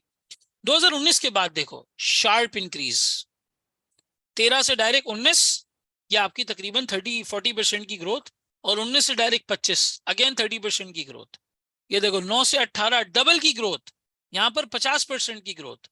इधर कोई ग्रोथ नहीं है सर, कोई ग्रोथ नहीं है यहाँ पे, कोई खास ऐसी ग्रोथ नहीं है। आगे देखो इधर 16 से 19 22, अगेन स्टेडी ग्रोथ, बहुत ज्यादा कोई मैसिव इंक्रीज नहीं आया, लेकिन हाँ कह सकते हैं ग्रोथ आई है, कह सकते हैं। ठीक है, मैं ब्लू वाला ग्रोथ के लिए इस्तेमाल कर रहा हूँ। इधर देखो कोई ग्रोथ नहीं है, कोई ग्रोथ नहीं है यहाँ पे। और यहां पे भी कोई ग्रोथ नहीं है। यानी सर मुझे नजर क्या आ रहा है? मुझे नजर ये आ रहा है कि जहां पे या तो दोनों हैं, बोथ इको एंड हाईटेक, या फिर ओनली इको भी है, इधर मैसिव ग्रोथ है, इधर मैसिव ग्रोथ है आफ्टर 2019। जिसमें इको नहीं है या सिर्फ हाईटेक है, वहां पे ग्रोथ नहीं है सर। ओनली हाईटेक या ओनली हाईटेक में तो सर ग्रोथ है ही नहीं, नो ग्रोथ। उल्टा कुछ जगह पे डिक्रीज होने वाली सिचुएशन हो गई है। देखो यहाँ पे 9, 7 और 6, 1300 सीसी में तो डिक्रीज आ रहा है, इवन डिक्रीज। ठीक है, जबकि अगर आप दोनों को देखें, जहां पे ना इको है, no eco, no high tech, sir इनके अंदर भी कोई ग्रोथ नहीं है। यानी इस ट्रेंड से कंक्लूजन क्या निकला? सर इस ट्रेंड से कंक्लूजन ये निकला कि लोगों को फ्यूल महंगा पड़ रहा है, इको मोड इज डिमांडेड। क्यों? क्योंकि सर उससे फ्यूल एक्सपेंस कम हो जाता है और आपका खर्चा जो है वो कम आता है। 2021 में तो क्रूड बढ़ने भी लगा था। 2021 के मिड में तो जो क्रूड की प्राइसेस हैं, क्रूड ऑयल की प्राइसेस, ये बढ़ने भी लगी थी। आई क्या बिल्कुल प्रैक्टिकल चीजें पूछ रहा है भाई, ये हुआ है एक्चुअल में, ये हुआ है। ये किसी कंपनी का डेटा हो सकता है, किसी कंपनी का एक्चुअल डेटा हो सकता है जो उन्होंने यहाँ पे उठा के थोड़ी फिगर्स वगैरह चेंज करके हमें दे दिया है। हो सकता है किसी कंपनी के सीएफओ ने ये सवाल बनाया हो, जो बैठ के इस मसले को फेस कर रहा हो, या इंटरनेट पे कोई केस स्टडी उसने ऐसी पढ़ी हो, वहां से ये सवाल उठ सकता है, उसने उठा के बना लिया। ये प्रैक्टिकली हुआ है ऐसा मसला। तो यहाँ पे हमें समझ क्या आ रहा है, हमने इसको एनालाइज किया, हमें समझ आया भाई कि सारा गेम ना इको मोड का है, सारा गेम इको मोड का है। और हमने उनको समझाया कि 2019 से पहले स्टेडी ग्रोथ थी, स्लो इंक्रीज था। 2019 के बाद अगर आप देखें तो सिर्फ हाईटेक में ग्रोथ नहीं है, लेकिन जहां दोनों है या सिर्फ इको है, वहां पे मैसिव ग्रोथ आपको यहाँ पे नजर आ रही है, मैसिव ग्रोथ आपको यहाँ पे नजर आ रही है। अच्छा, एक और इनसाइट में तुम्हें बताऊं, देखो एक और इनसाइट यहाँ नजर आती है। ये गाड़ी कितने की है? 20 लाख की। ये गाड़ी कितने की है? 18 लाख की। फर्क कितना है? सिर्फ 2 लाख का फर्क है, सिर्फ 2 लाख का फर्क है। लेकिन देखो इवेंचुअली ज्यादा गाड़ियां किसकी बिक रही हैं? ये वाली बिक रही हैं। यानी लोग 2 लाख दे के भी हाईटेक नहीं जाना चाह रहे हैं। बहुत कम लोग हैं जो वो उस चीज को जो है वो कर रहे हैं। इसकी रेस शुरू हुई थी 9000 यूनिट से, ये शुरू हुआ था 5000 यूनिट से। देखो ये 9000 और ये 5000, 9000 और 5000। लेकिन इवेंचुअली देखो नंबर्स किसके इंक्रीज कर गए? सर नंबर सिर्फ इको वाली के इंक्रीज कर गए। लोग इको पे जाना चाहते हैं रादर देन हाईटेक वाली चीज। तो कंपनी को 1300 सीसी के अंदर भी इस चीज को मलूज़े खातिर रखना चाहिए। और यहाँ पे हमारा रिकमेंडेड जो रिकमेंडेशन है, ये रिकमेंडेशन क्या हो जाएगी? क्या नया वेरिएंट हमें यहाँ पे रिकमेंड करना चाहिए? सर 1300 सीसी लॉन्च करें विद इको, इको के साथ लॉन्च करें आप 1300 सीसी को विद नो हाईटेक। टेक की जरूरत नहीं, इको होना चाहिए उसके अंदर, टेक की लाजमी यहाँ पे जरूरत नहीं, टेक की जरूरत नहीं। ठीक है, तो यहाँ पे हमारी स्ट्रैटेजी सिंपल, इसमें हमें कोई ज्यादा अल्फाज, लफाजी, थ्योरी ये कुछ करनी ही नहीं थी, कोई लंबी चौड़ी हमें यहाँ पे नहीं करनी थी। हमें ये करना था भाई, कंपनी अपनी कॉस्ट को कम से कम रखे, मार्केट कंपेरेटिव प्राइस चार्ज करे, कंपटीशन को स्टील करने के लिए 1300 सीसी के अंदर इको मोड लॉन्च कर दे, इको मोड लॉन्च कर दे। क्योंकि लोग या तो दोनों वाला ऑप्शन प्रेफर कर रहे हैं जिसमें दोनों है, या फिर लोग वो प्रेफर कर रहे हैं जिसमें एटलीस्ट इको आपके पास हो। तो आपका B1 तो चल रहा है, आप यहाँ पे B4 लॉन्च करो। ठीक है, B4 के अंदर आप इको दो और इसको मना कर दो, और इसकी प्राइस आप समवॉट इसके आसपास रखो। जैसे अगर ये 34 है, आप इसकी प्राइस 32 रख दो या 31 रख दो। अच्छा जी, अच्छा देखो इसने अब सवाल क्या पूछा है, किसी ने मुझे कहा कि सर मैंने ये लिख दिया था कि कंपनी को 1000 सीसी लॉन्च करना चाहिए, 1000 सीसी यहाँ पे गैप है। देखो अब इसने बोला है आप गैप एनालाइज करो कार वेरिएंट्स में, तो तुम सही कह रहे हो कि 1000 सीसी की कैटेगरी यहाँ पे लॉन्च की जा सकती है with two things, echo, but take may और मे नॉट, मे और मे नॉट। तो ये भी यहाँ पे बिल्कुल किया जा सकता है, बिल्कुल सही कह रहे हो, ये भी यहाँ पे किया जा सकता है कि आप 1000 सीसी गाड़ी लॉन्च कर दें। लेकिन देखो नॉर्मली, अब जैसे मैं सुजुकी की एग्जांपल ले लेता हूँ, सुजुकी 1000 सीसी गाड़ी देती है, बहुत ज्यादा फर्क नहीं होता, वो 660 सीसी की गाड़ी इसलिए नहीं देते। जापानीज गाड़ियां आपको 660 की मिलेंगी तो 1000 की नहीं मिलेंगी, ठीक है। तो बहरहाल जरूरी नहीं है कि 660 के होते हुए कंपनी 1000 सीसी की लॉन्च करे। जो 1000 सीसी वाला पर्पज है वो 660 से पूरा हो रहा है, नॉर्मली पूरा हो रहा है, कोई इतनी मसले वाली बात नहीं है। फिर भी कंपनी चाहे तो लॉन्च कर सकती है 1000 सीसी का वेरिएंट, कोई मसले वाली बात नहीं है, ठीक है, किया जा सकता है। लेकिन जो कोर इशू था, जो कोर मसला था, वो ये था कि भाई आप इको पे फोकस करो, इको इज इन डिमांड। जो कंक्लूजन यहां से ड्रॉ करना था वो ये करना था कि इको डिमांड में 1300 सीसी में आप इको लॉन्च नहीं कर रहे हो, आपको इको लॉन्च करना चाहिए। 1300 सीसी के अंदर इको लॉन्च करना चाहिए। 1000 सीसी की जो रिक्वायरमेंट है, जो जरूरत है, वो 660 से समवट पूरी हो सकती है। बहुत हुआ कंपनी 660 को 800 कर दे, ना 1000 ऑफर करे ना 660 ऑफर करे, 800 सीसी गाड़ी ऑफर कर दे, 800 850 सीसी की, तो कॉस्ट भी इन कंट्रोल रहेगी, काम भी हो जाएगा। जिसका 1000 सीसी का बजट है उसको 660 सीसी में मसला नहीं होता, वो पर्पस पूरा हो जाता है। 1300 सीसी नॉर्मली सेडान कैटेगरी में या थोड़ी सी हाई पावर कैटेगरी की गाड़ियां होती हैं, जैसे सुजुकी स्विफ्ट हो गया, जिस तरह करोला हो गया, यारिस, और जिस तरीके से आपकी सिटी वगैरह के ऑप्शंस हो गए, 1200-1300 सीसी में बेसिकली ये फिट इन कर जाता है।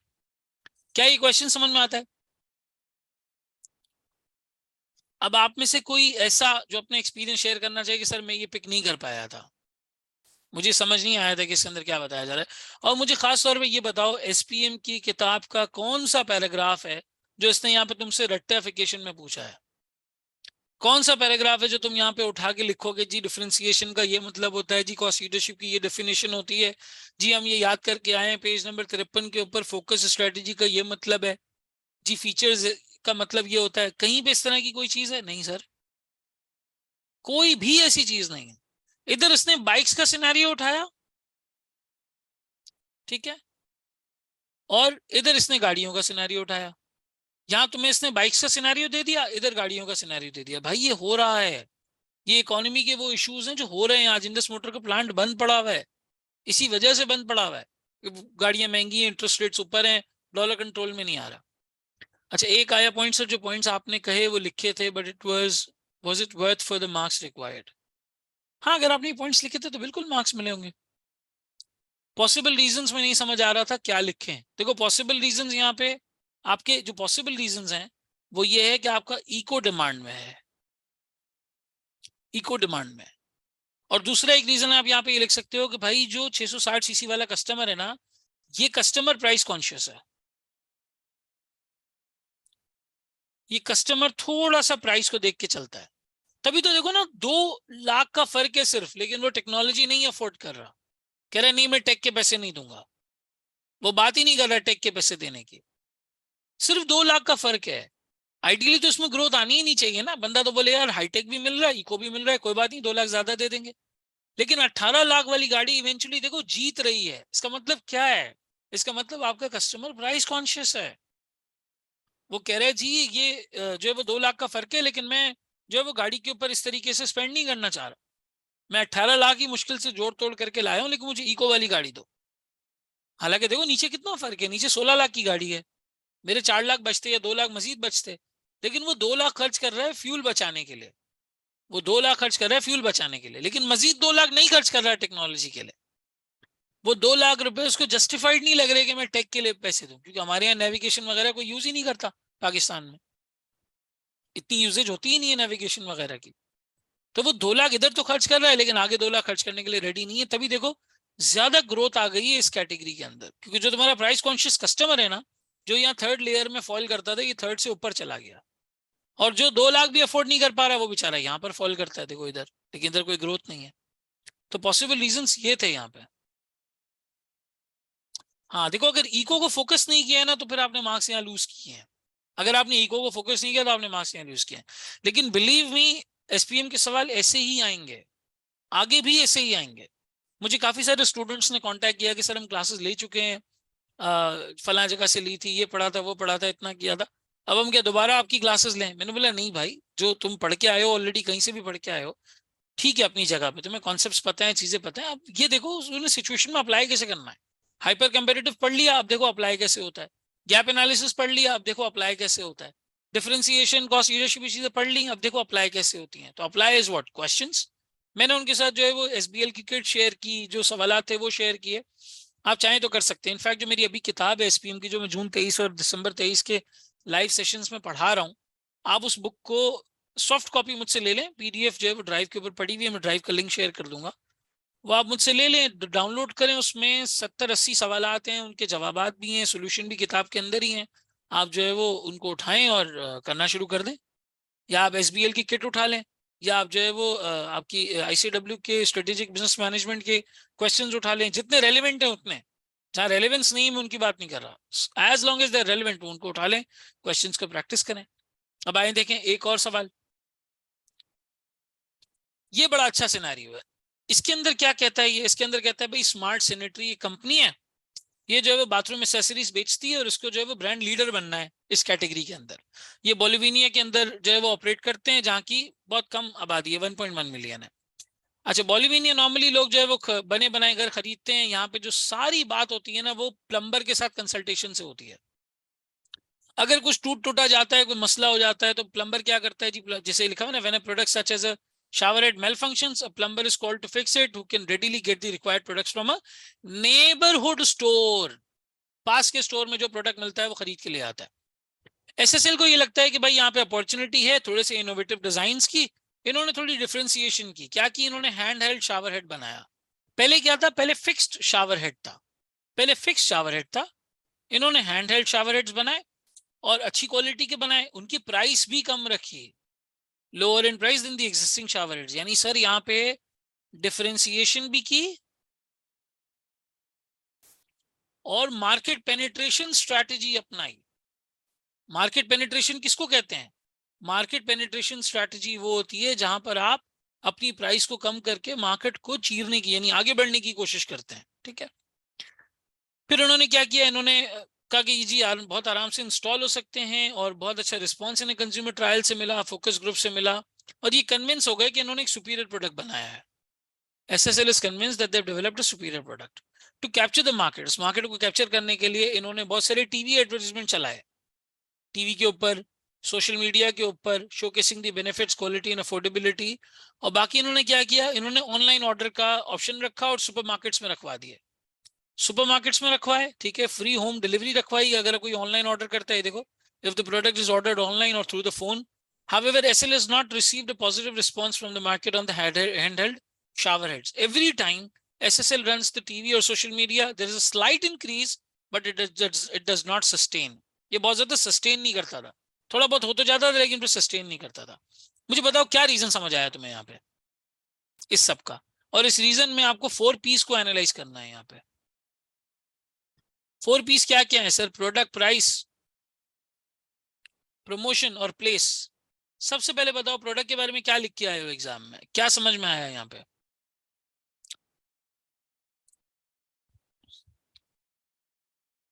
10 नंबर का सवाल है ये। हाँ भाई, anyone you would like to recommend anything. चलो, बाबर ने प्रोडक्ट के बारे में, अभी तुम बिल्कुल सही कह रहे हो लेकिन वो पॉइंट थोड़ा सा आगे लेते हैं हम। हाँ जी जलाल, रिकॉर्डिंग मिल जाएगी, मसला नहीं है। देखो सबसे पहले अगर मैं प्रोडक्ट की बात करूं, प्रोडक्ट सुपीरियर है। प्रोडक्ट में इन्होंने डिफरेंशिएशन लेकर आए हैं। फिक्स शावर तो फिक्स होता है ना, जो मूविंग शावर होता है वो आप अपने हिसाब से इस्तेमाल कर सकते हैं। वो थोड़ा सा मतलब अच्छी क्वालिटी का प्रोडक्ट नजर आता है, उसकी प्रेजेंटेशन भी अच्छी होती है, डिजाइन भी उसमें अच्छे आ सकते हैं। फिक्स शावर एक नॉर्मल सा शावर होता है, प्रोडक्ट सुपीरियर है सर। और जो प्राइसिंग रखी है इन्होंने यहाँ पे, जो प्राइसिंग रखी है वो जो ऑलरेडी प्रोडक्ट है उससे कम है। तो इन्होंने कैसी प्राइसिंग रखी है, इन्होंने मार्केट पेनिट्रेशन वाली प्राइसिंग रखी है, जिसमें सब आके हमारा ये प्रोडक्ट खरीद लें। मार्केट पेनिट्रेशन स्ट्रैटेजी इन्होंने यहाँ पे रखी है। ठीक है, सुपीरियर डिफरेंशिएशन ये यहाँ पे जो है वो लेके आए, प्रोडक्ट भी सुपीरियर है, अच्छा डिफरेंशिएशन लेके आए, प्राइस भी कम लेके आए, मार्केट पेनिट्रेशन स्ट्रैटेजी है। गड़बड़ कहाँ है सर इनकी, प्रमोशन। चौथा प्लेस, क्या मसला किया इन्होंने प्रमोशन में। But lower rate will not allow them to increase in future. नहीं, ऐसा तो नहीं है बिल्कुल भी, आज प्राइस कम है कल थोड़ी बढ़ा सकते हैं। एक्सीलेंट ज़हीम, बिल्कुल सही पॉइंट। देखो इस इंडस्ट्री का, ये जो इंडस्ट्री यहाँ पर बात की जा रही है, इसका जो मेन ड्राइवर है ना, जो की ड्राइवर है, जो की ड्राइवर है वो है प्लम्बर। प्लम्बर की ड्राइवर है इसका। जो प्लम्बर कहता है वो होता है इस इंडस्ट्री के अंदर। सारे लोग कंसल्ट प्लम्बर से करते हैं, और प्लम्बर क्या कर रहा है? प्लम्बर नेबरहुड स्टोर से इसको लेकर आता है, नेबर स्टोर से लेके आता है, तो इसका क्या होगा? कमीशन भी होगा यहाँ पे। बिल्कुल सर, कमीशन हो सकता है। इसका कोई रेफरल प्रोग्राम भी होगा कि अगर वो रेफर करेगा तो उसको पैसे मिलेंगे। बिल्कुल सर, रेफरल प्रोग्राम भी हो सकता है। आपने क्या किया? आपने प्लम्बर को ध्यान ही नहीं दिया। आपने यहाँ प्रमोशन में प्लम्बर को कंसिडर ही नहीं किया। प्लम्बर नॉट कंसिडर्ड, जो क्या है इस इंडस्ट्री का की ड्राइवर है सर। ये इंडस्ट्री का की ड्राइवर है। आप अगर प्लम्बर के साथ यहाँ पे कोलैबोरेशन करते, उसे सेल्स के ऊपर कमीशन देते, उसे यहाँ पे आप रेफरल देते, तो आपको ऐड चलाने की जरूरत ही नहीं पड़ती सर। प्लम्बर खुद आपका प्रोडक्ट बिकवाता, प्लम्बर खुद प्रोडक्ट बिकवाता आपका। आपने वो चीज की ही नहीं। आपको प्लम्बर के साथ कोलैबोरेशन, सेल्स कमीशन, रेफरल, ये सब चलाना चाहिए था। और मेरे हिसाब से इस पॉइंट के 3 मार्क्स होने चाहिए मार्केटिंग स्कीम के अंदर। फिर प्लेस, भाई प्लम्बर कहां से परचेज कर रहा है? प्लम्बर परचेज कर रहा है नेबरहुड स्टोर से, नेबर स्टोर से। आपने कहां रखवा दिया? आपने रखवा दिया सुपरमार्केट में, और आपने बोला भाई ऑनलाइन ऑर्डर करो। प्लम्बर क्यों ऑनलाइन ऑर्डर करेगा? वो क्यों ऑनलाइन ऑर्डर करेगा? कभी भी नहीं करेगा। भाई अगर कोई चीज मैल फंक्शन होती है तो लोग क्या करते हैं? लोग कॉल करते हैं अपने प्लम्बर को, प्लम्बर आते हुए अपने साथ सामान लेकर आता है, ठीक है, कैरी थिंग्स अलोंग, और आके वो रिपेयर कर देता है। फिर दोबारा वो चीज खराब होती है, फिर दोबारा उसको कॉल करते हैं, वो साथ लेके आते, रिपेयर कर देता है। तो आपकी मार्केट ही नहीं थी कि आप यहाँ पे ऑनलाइन लेकर आते। यहाँ आपकी मार्केट ही नहीं थी कि आप ऑनलाइन लेके आते। आपको रखवाना था सुपरमार्केट्स के अंदर, आपको रखवाना था प्लम्बर प्रॉपर नेबर स्टोर के अंदर, ये सारी चीजें करनी थी। उसको सेल्स कमीशन देना था, रेफरल देना था, कोलैबोरेट करना था। ये चीज आपने नहीं की। अब मुझे बताओ कितने लोग ये वाले पॉइंट्स लिख कर आए? जो ये पॉइंट्स लिख कर आए इंशाल्लाह ताला उन्हें मार्क्स मिले होंगे इसमें भी। अगर गड़बड़ हुई है कोई, तो आपको आइडेंटिफाई हो गया होगा कि कहां पर गड़बड़ हुई है हमसे। अच्छा, इसी तरीके से आई होप इस पे भी हमने सफिशिएंट टाइम लगाया। अब देखो ये क्वेश्चन नंबर 4, यहाँ पर क्या करना था सर? यहाँ पे क्वालिटी रिलेटेड कॉस्ट इन्होंने पूछी थी कि क्या क्या कॉस्ट यहाँ पर जो है वो आती है। इस केस के अंदर खालिद में मसूद साहब जो है वो एक small plastic bottle making factory own करते हैं, खुद जाते हैं होलसेल मार्केट बाय करने के लिए प्लास्टिक पैलेट्स को। जब ये चीजें आ जाती हैं तो इन्हें एक इंजेक्शन मशीन में रखा जाता है, जो इनको हीट करता है, जिससे ये लिक्विड में कन्वर्ट होते हैं। जब ये चीज हो जाती है हाई प्रेशर के ऊपर, इनको मोल्ड्स में कन्वर्ट कर दिया जाता है। ये मोल्डिंग प्रोसेस इस इन प्लास्टिक के पीसेस को प्री फॉर्म्स में लेके आता है, फिर सब्सिक्वेंटली ये बॉटल में कन्वर्ट हो जाते हैं। ये जो मोल्डेड प्री फॉर्म है ये इंस्टेंटली सख्त हो जाती है और एक कूलिंग सिस्टम में चली जाती है। All preforms are of standard size that are tested by an automated machine for quality. Sir ये आपकी क्वालिटी रिलेटेड कॉस्ट है। This is your quality related cost. Quality related cost के अंदर क्या क्या चीजें आती हैं? यही सारी चीजें आती हैं जहां पर हम सारा कुछ मेक श्योर करते हैं कि हमारी चीजें जो है वो सही तरीके से चल रही हैं, सारा क्वालिटी का निजाम, चीजें अपनी जगह पर बिल्कुल ठीक तरीके से काम कर रही हैं।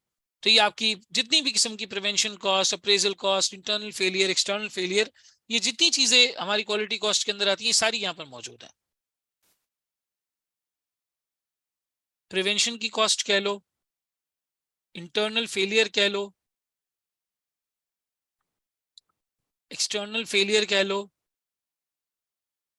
ठीक है ना, और इसी तरीके से आपकी जो है वो अप्रेजल की कॉस्ट आप कह लो। सर प्रिवेंशन कॉस्ट मुझे क्या बताती है? प्रिवेंशन कॉस्ट मुझे ये बताती है कि कोई डिफेक्ट तो नहीं आ रहा, वो डिफेक्ट को होने से रोकती है। जैसे यहाँ पर आपने एक ऑटोमेटेड मशीन लगा दी है जो क्वालिटी का चेक कर रही है कि किसी किस्म का कोई मसला तो नहीं है। अप्रेजल कॉस्ट के अंदर ये चीज आती है। प्रिवेंशन के अंदर आप पहले से डिफेक्ट को होने से रोक देते हैं। कोई इंटरनल फेलियर की कॉस्ट है, जब ऐसा कुछ डिफेक्टिव काम हो जाता है, जब आपके डिफेक्टिव काम हो जाते हैं, आफ्टर द डिफेक्ट हैपेंस, तो उनको ठीक करने के लिए, उन मामला को सही करने के लिए जो भी कॉस्ट आप यहाँ पे इनकर करते हैं, ये सारी आपकी एक्सटर्नल और इंटरनल कॉस्ट के अंदर बेसिकली जो है वो फॉल करती है। तो ये 4 चीजें 8 नंबर के लिए हमें यहाँ पे जो है वो लिखनी थी, प्रेजेंट करनी थी। और बताना था कि यार कैसे यहाँ पे क्वालिटी रिलेटेड कॉस्ट जो है वो रिलेट कर सकती हैं। फिर उन्होंने दूसरा यहाँ पे टेस्ट किया था कि जीआईटी सिस्टम, भाई बताओ कंपनी जीआईटी के लिए यहाँ रेडी थी या नहीं थी। सर अगर हम वैसे देखें ना तो बड़ा अच्छा इन्होंने सिस्टम बनाया हुआ है। इसको मैं आगे बढ़ता हूँ। The quality approved preforms are then transported into other molding machine that reheats them up to the required temperature, stretches them to the required size, and then blows up to the specific size. If it is then cooled by the cooling system in the machine and turned into plastic bottles, the bottles are then passed on a small conveyor belt towards a packing machine that packages them for delivery. Random quality checks are done on bottles at the conveyor belt. सब पे होना चाहिए, random नहीं होना चाहिए. For each customer consignment to ensure bottles are made to specification, upon detection of a fault, the entire consignment of the customer is checked and the faulty bottles are scrapped away as waste. ये sir आपके internal external cost की यहाँ पे example हो गया. As soon as the consignment is complete, it is shipped to the customer. हाँ भाई, JIT के लिए कंपनी रेडी है या नहीं? Can anyone tell me? Sir जब जरूरत पड़ रही है तब मटेरियल आ रहा है, होल्डिंग नहीं है। बिल्कुल सही आइडेंटिफाई किया, बिल्कुल सही आइडेंटिफाई किया कि सर जीआईटी के लिए ना आपके जबरदस्त नेटवर्क ऑफ सप्लायर्स होना चाहिए। एक एक चीज के लिए आपके पास पैरेलल सप्लायर्स होने चाहिए। आपका प्रोडक्शन प्लान आपके सप्लायर के साथ इंटीग्रेटेड होना चाहिए। आपके सप्लायर को पता हो कि आप कब किस वक्त कितने मटेरियल की रिक्वायरमेंट रखते हैं। और वो यहाँ पे नहीं हो रहा सर, ये होलसेल मार्केट ये खुद विजिट कर रहे हैं, इनके पास सप्लायर्स का नेटवर्क मौजूद नहीं है, किसी किस्म की इंटीग्रेशन मौजूद नहीं है। तो जेआईटी के अंदर तो सबसे बेसिक रिक्वायरमेंट ही यहाँ पे यही है कि हमारी जो जो जो सप्लायर्स के साथ जो मामलात हैं, डिलीवरी वगैरह है, ये सारी चीजें प्रॉपरली होनी चाहिए। फिर जेआईटी की एक रिक्वायरमेंट ये है कि भाई जो हमारा प्रोडक्शन का सारा प्रोसेस है ये होना चाहिए फास्ट और रिलायबल। तो वो तो देखो नजर आ रहा है, वो तो नजर आ रहा है कि जी वो फास्ट भी है, रिलायबल भी है, वो उसको चेक भी कर रहे हैं, चीजें भी कर रहे हैं, लेकिन थोड़ा सा जीरो डिफेक्ट होना चाहिए। क्योंकि अगर चीज खराब हो गई और आपने जस्ट इन टाइम में बनाई खराब कर दी, अब आप फौरी फौरी कस्टमर के लिए दूसरी चीज कहां से बनाओगे। ये तो यहाँ पे कह रहे हैं कि कभी कभी फॉल्ट निकल आता है, ये देखो ये कह रहे हैं कभी कभी फॉल्ट निकल आता है तो फिर हमें पूरा कंसाइनमेंट चेक करना पड़ता है। तो इसको इन्हें प्रॉपर करने की जरूरत है, ये गलती है, ये नहीं हो सकता। जीरो डिफॉल्ट पर इनको जाना पड़ेगा। अगर ये डिफॉल्ट पे आ रहे हैं, इन्हें ऑटोमेट करनी चाहिए अपने प्रोसेसेस को। ये जितनी ऑटोमेशन बढ़ाएंगे उतने डिफेक्ट इनके कम होते जाएंगे। अभी ये जीआईटी के लिए इन दो पॉइंट्स की वजह से ये तैयार नहीं है। हाँ, जहां पे प्रोडक्शन तेज होनी चाहिए, स्विफ्ट होनी चाहिए, उसकी क्वालिटी अच्छी होनी चाहिए, वो बात अपनी जगह बिल्कुल सही है सर, वो बहुत अच्छी बात है, वो ये कर भी रहे हैं कि इनका सारा कुछ सिस्टम जो है वो प्रॉपर बना हुआ है और एक फास्ट प्रोडक्शन से ही गुजरते हैं। लेकिन अभी ये जीरो डिफेक्ट पे भी नहीं है, अभी इनका सप्लायर्स का नेटवर्क भी नहीं है, नेटवर्क भी नहीं है सप्लायर का, पैरेलल सोर्सिंग भी नहीं की हुई, प्रोडक्शन प्लान सप्लायर के साथ इंटीग्रेशन भी नहीं है, और इतनी ज्यादा ऑटोमेशन भी नहीं है, अभी भी डिफॉल्ट निकल आता है। ठीक है, फिर इसके बाद क्वेश्चन नंबर 5 भी काफी हद तक अचीवेबल था, ई बिजनेस के हवाले से था, मिलता जुलता क्वेश्चंस बीए टाइम्स हमने इसके हवाले से जो है वो किया हुआ था, वैसा ही क्वेश्चन यहाँ पर जो है वो उठ के आया है इस सवाल के अंदर।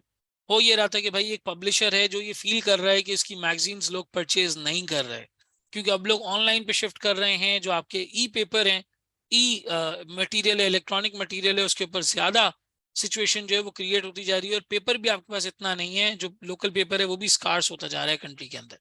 डिस्ट्रीब्यूशन कॉस्ट आपकी बढ़ गई है, ज्यादा लोगों की डिमांड इंक्रीज कर गई है कि वो ऑनलाइन पब्लिकेशन के ऊपर जाएं। इन फैक्टर्स की वजह से आपके मार्जिन गिर गए हैं, आपकी प्रॉफिटेबिलिटी गिर गई है। एक मीटिंग में आपके जो सीईओ हैं उन्होंने कहा है कि भाई दो मेन कंपेटिटर्स हमारे यहाँ पे शिफ्ट कर चुके हैं, हमें भी इस तरफ शिफ्ट करना चाहिए। हमसे कहा जा रहा है कि भाई in light of the factors identified in the above scenario explain the impact of adopting E business model of EP. Sir अगर ये ई मॉडल को, ई बिजनेस को अडॉप्ट करते हैं तो क्या होगा, इससे इनके रेवेन्यूज बढ़ सकते हैं, इनके मार्जिन्स इंक्रीज कर सकते हैं, इनके पास ई फॉर्म में सारा डेटा आ सकता है, वो उस डेटा की मदद से इन सब चीजों को एनालाइज कर सकते हैं, बेहतर डिसीजन मेकिंग यहाँ पे जो है वो की जा सकती है। दूसरे में कहते हैं sir discuss the e branding method as recommended by the CEO. ये क्लास में भी पढ़ते हुए मैंने बताया था कि जब आप किसी ब्रांड को ई ब्रांड लेकर जाते हैं तो आपको थोड़े से स्लाइट डिफरेंसेस यहां पे करने की जरूरत होती है। कंप्लीटली रिवैम्प नहीं करना होता, कंप्लीट रिवैम्प नहीं करना होता। स्लाइट डिफरेंस से क्या होता है, people can connect, people can easily connect. लोग आराम से आपके ब्रांड के साथ जो है वो कनेक्ट कर सकते हैं और उनको याद आ सकता है कि जी वो क्या है। लेकिन हाँ, आप ऑनलाइन जब लेके जा रहे हैं चीजों को तो थोड़े बहुत डिफरेंसेस की जरूरत है। जैसे बीबीसी का अगर तुम देखो तो एक वर्जन है बीबीसी ऑनलाइन। बीबीसी ऑनलाइन क्या है, थोड़ा सा डिफरेंट वर्जन है। पहले लोग बीबीसी को प्रिंट फॉर्म में लिया करते थे, अब ऑनलाइन फॉर्म में लेते हैं। तो आप थोड़ी बहुत एडजस्टमेंट करें, स्लाइट डिफरेंसेस करें, लेकिन इतना करें कि लोग आराम से उससे रिलेट कर सकें। उनको ऐसा ना हो कि भाई बिल्कुल ही हम जो है वो एक डिफरेंट बात कर रहे हैं। फिर उन्होंने यहाँ पे कहा है कि suggest other ways of e branding to CEO. तो भाई इसका एक बेहतर तरीका ये होता है कि आप अपनी कोलैबोरेशंस कर सकते हैं। किनके साथ, ई स्टोर्स के साथ, ई लाइब्रेरीज के साथ। आप अपनी प्रेजेंस बना सकते हैं किस पर, सोशल मीडिया प्लेटफॉर्म्स पर।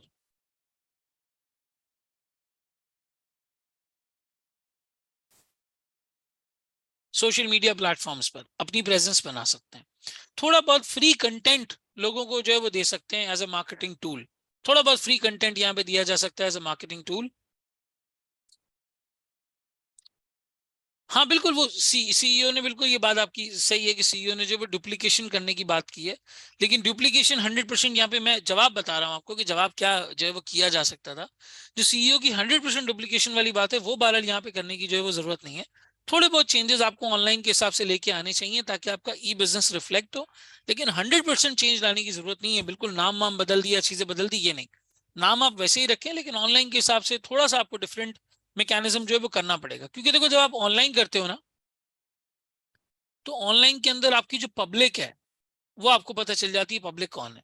तो अब मिसाल के तौर पे आप डेटा को एनालाइज करके यंगस्टर्स के बारे में बात कर रहे हैं तो यंगस्टर्स के लिए कंटेंट डिफरेंट होगा।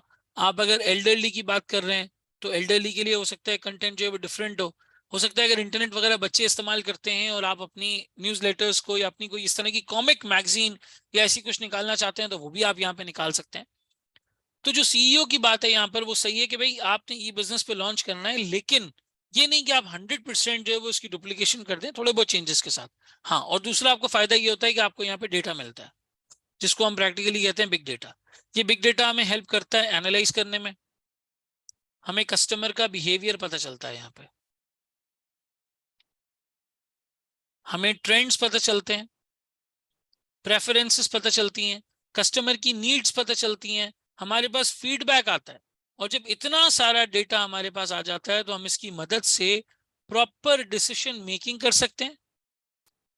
हम उसी तरह के प्रोडक्ट्स को मार्केट में लॉन्च कर सकते हैं, उसी तरह के प्रोडक्ट्स को मार्केट में लॉन्च कर सकते हैं जैसे प्रोडक्ट कस्टमर हमसे चाह रहा है। ठीक है, तो एक बड़ा ब्रीफ सा मैंने आपको यहाँ पे बताया है।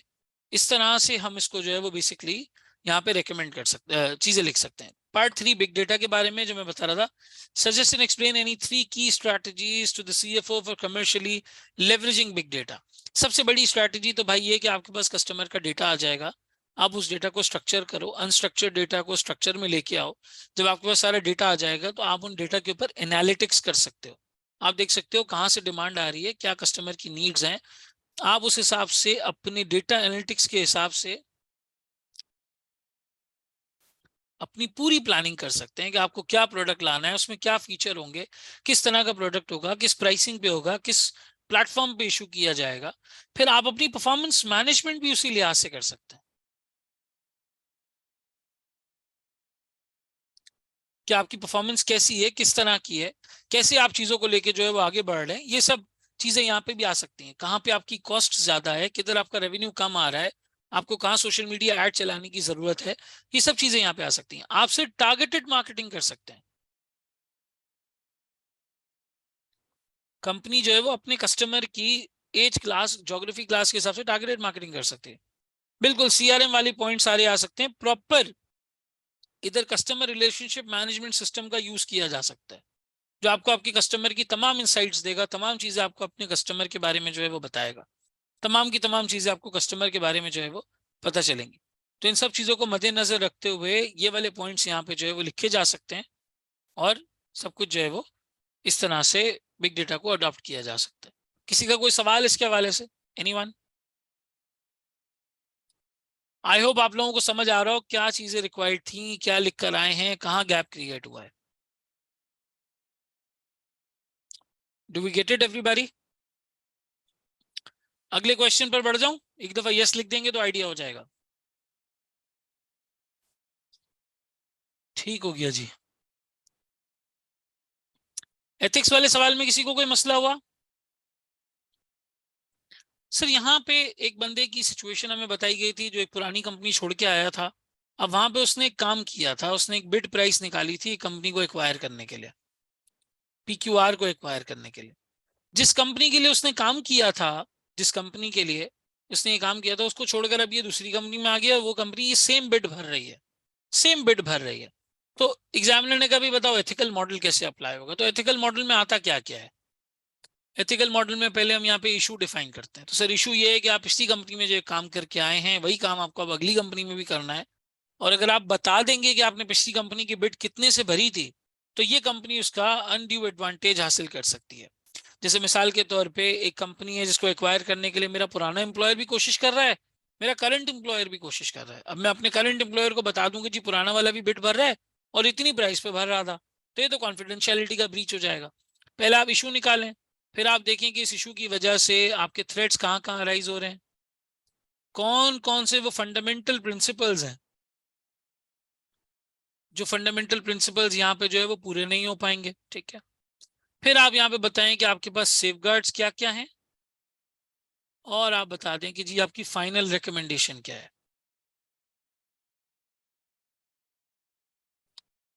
तो आई होप इस सवाल में तो इतना ज्यादा इशू आपको अल्हम्दुलिल्लाह नहीं हुआ होगा, मुझे उम्मीद है। क्योंकि इसके अंदर जो इशू था वो यही था कि भाई पिछले वाले की कॉन्फिडेंशियलिटी का मसला हो रहा है।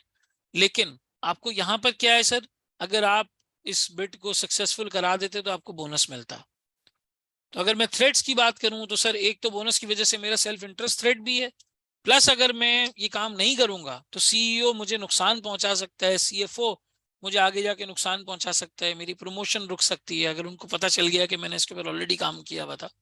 तो मेरे लिए एक इंटिमिडेशन थ्रेट वाली चीज भी हो सकती है। फंडामेंटल प्रिंसिपल्स की अगर हम बात करें सर, थ्रेट के अंदर एक मेरा सेल्फ इंटरेस्ट भी है और दूसरा इंटिमिडेशन भी है। लेकिन सर अगर मैं ये कर जाऊंगा ना, अगर मैं ब्रीच कर दूंगा तो मेरी इंटेग्रिटी पे मसला आएगा, मेरी ऑब्जेक्टिविटी पे मसला आएगा, मैं बायस्ड हो जाऊंगा अपनी चीज की तरफ, अपनी जात की तरफ। ठीक है, फिर at the same time confidentiality को मैं यहाँ पे ब्रीच करूंगा, और प्रोफेशनल बिहेवियर तो आ ही जाता है। कोई भी ऐसा काम जो प्रोफेशन के लिए डिसरिप्यूट लेकर आए वो प्रोफेशनल बिहेवियर की नॉन कंप्लायंस कर देता है। सेफगार्ड्स के लिए क्या था सर? भाई सेफगार्ड में ये है कि अगर मैं सीएफओ को बताऊंगा ना, अगर मैं सीएफओ को बताऊंगा कि मैं पिछली कंपनी के लिए काम करके आया हूँ, मुझे बोलेगा बताओ कितने पे बिड कर रहे हैं वो लोग, ताकि हम उनसे कम पे बिड कर दें। तो सेफगार्ड यहाँ पे ये था कि भाई आप रिस्क कमेटी से या आप इंटरनल ऑडिट वालों से इस चीज को डिस्कस करते, और डिस्कस करने के बाद इस असाइनमेंट को, इस काम को आप लीव कर देते। आपको अपनी कोई एसोसिएशन यहाँ पे बनाने की जरूरत नहीं थी, आपको अपने आप को इससे एसोसिएट नहीं करना था। ना आपको ये बताना था कि आप पहले ये काम करके आए, ना आपको ये बताना था कि आपके पुराने एम्प्लॉयर ने कितने रुपए की बिड भरी है इसकी एक्विजिशन के लिए, कुछ भी आपको ऐसा नहीं करना था। तो ये बहरहाल ये वाली सारी चीजें यहाँ पर जो है वो हमारे पास इसके अंदर जो है वो मौजूद है। ठीक है, तो issue, threads, fundamental principle, safeguards, final recommendation, ये पूरा एक एथिकल मॉडल हमें बना के इस तरीके से यहाँ पे प्रेजेंट करना था। ठीक है, और फिर आखिरी क्वेश्चन जो सबसे ज्यादा मुश्किल था, मैं मानता हूं अगर कोई चीज मुश्किल थी इस पेपर के अंदर तो ये 14 नंबर का सवाल ये मुश्किल था। और दूसरा आपका ये जो खालिद मसूद वाला क्वालिटी वाला, क्वालिटी रिलेटेड कॉस्ट वाली चीज ये जो थी ये मुश्किल थी। कुल मिला के 22 नंबर 25 नंबर ट्रिकी थे एग्जाम में, बाकी पूरा सवाल, बाकी पूरा पेपर अचीवेबल था, किया जा सकता था। पहले क्वेश्चन में भी चीजें काफी वाज़ेह थी, दूसरे क्वेश्चन में भी काफी वाज़ेह थी, 4P भी इतना मुश्किल नहीं था पिक करना, लेकिन ये आखिरी क्वेश्चन ने थोड़ा सा टफ टाइम स्टूडेंट्स को दिया होगा। हाँ, नेटवर्क एनालिसिस आया था, बिल्कुल आबिद सही कह रहे हो, सही कह रहे हो। तो थोड़ा सा हम नेटवर्क एनालिसिस के ऊपर यहाँ पे जो है वो टाइम लगा लेते हैं। इसने हमें क्या कहा था, इसने हमें यहाँ पे कहा कि भाई एक सिचुएशन है जिसमें हमने आपको एक प्लान भेजा है आलमगीर बिल्डर्स का। वो क्या करते हैं, वो 100 स्क्वायर यार्ड की सिंगल स्टोरी ऑफिस स्पेस बनाते हैं, ठीक है। तो ये सब काम इन्होंने यहाँ पे हमें दिए हुए थे। लेकिन pour footers, make concrete foundation, rough wall proof और साइड वॉल वगैरह सारी चीजें। फिर उन्होंने हमें यहाँ पे ड्यूरेशन बता दिया था, प्रीसीडिंग एक्टिविटी बता दी थी और कितने लोग चाहिए वो बता दिए थे। AB is considering a proposal to add one more resource person in one of the activities to reduce the overall time.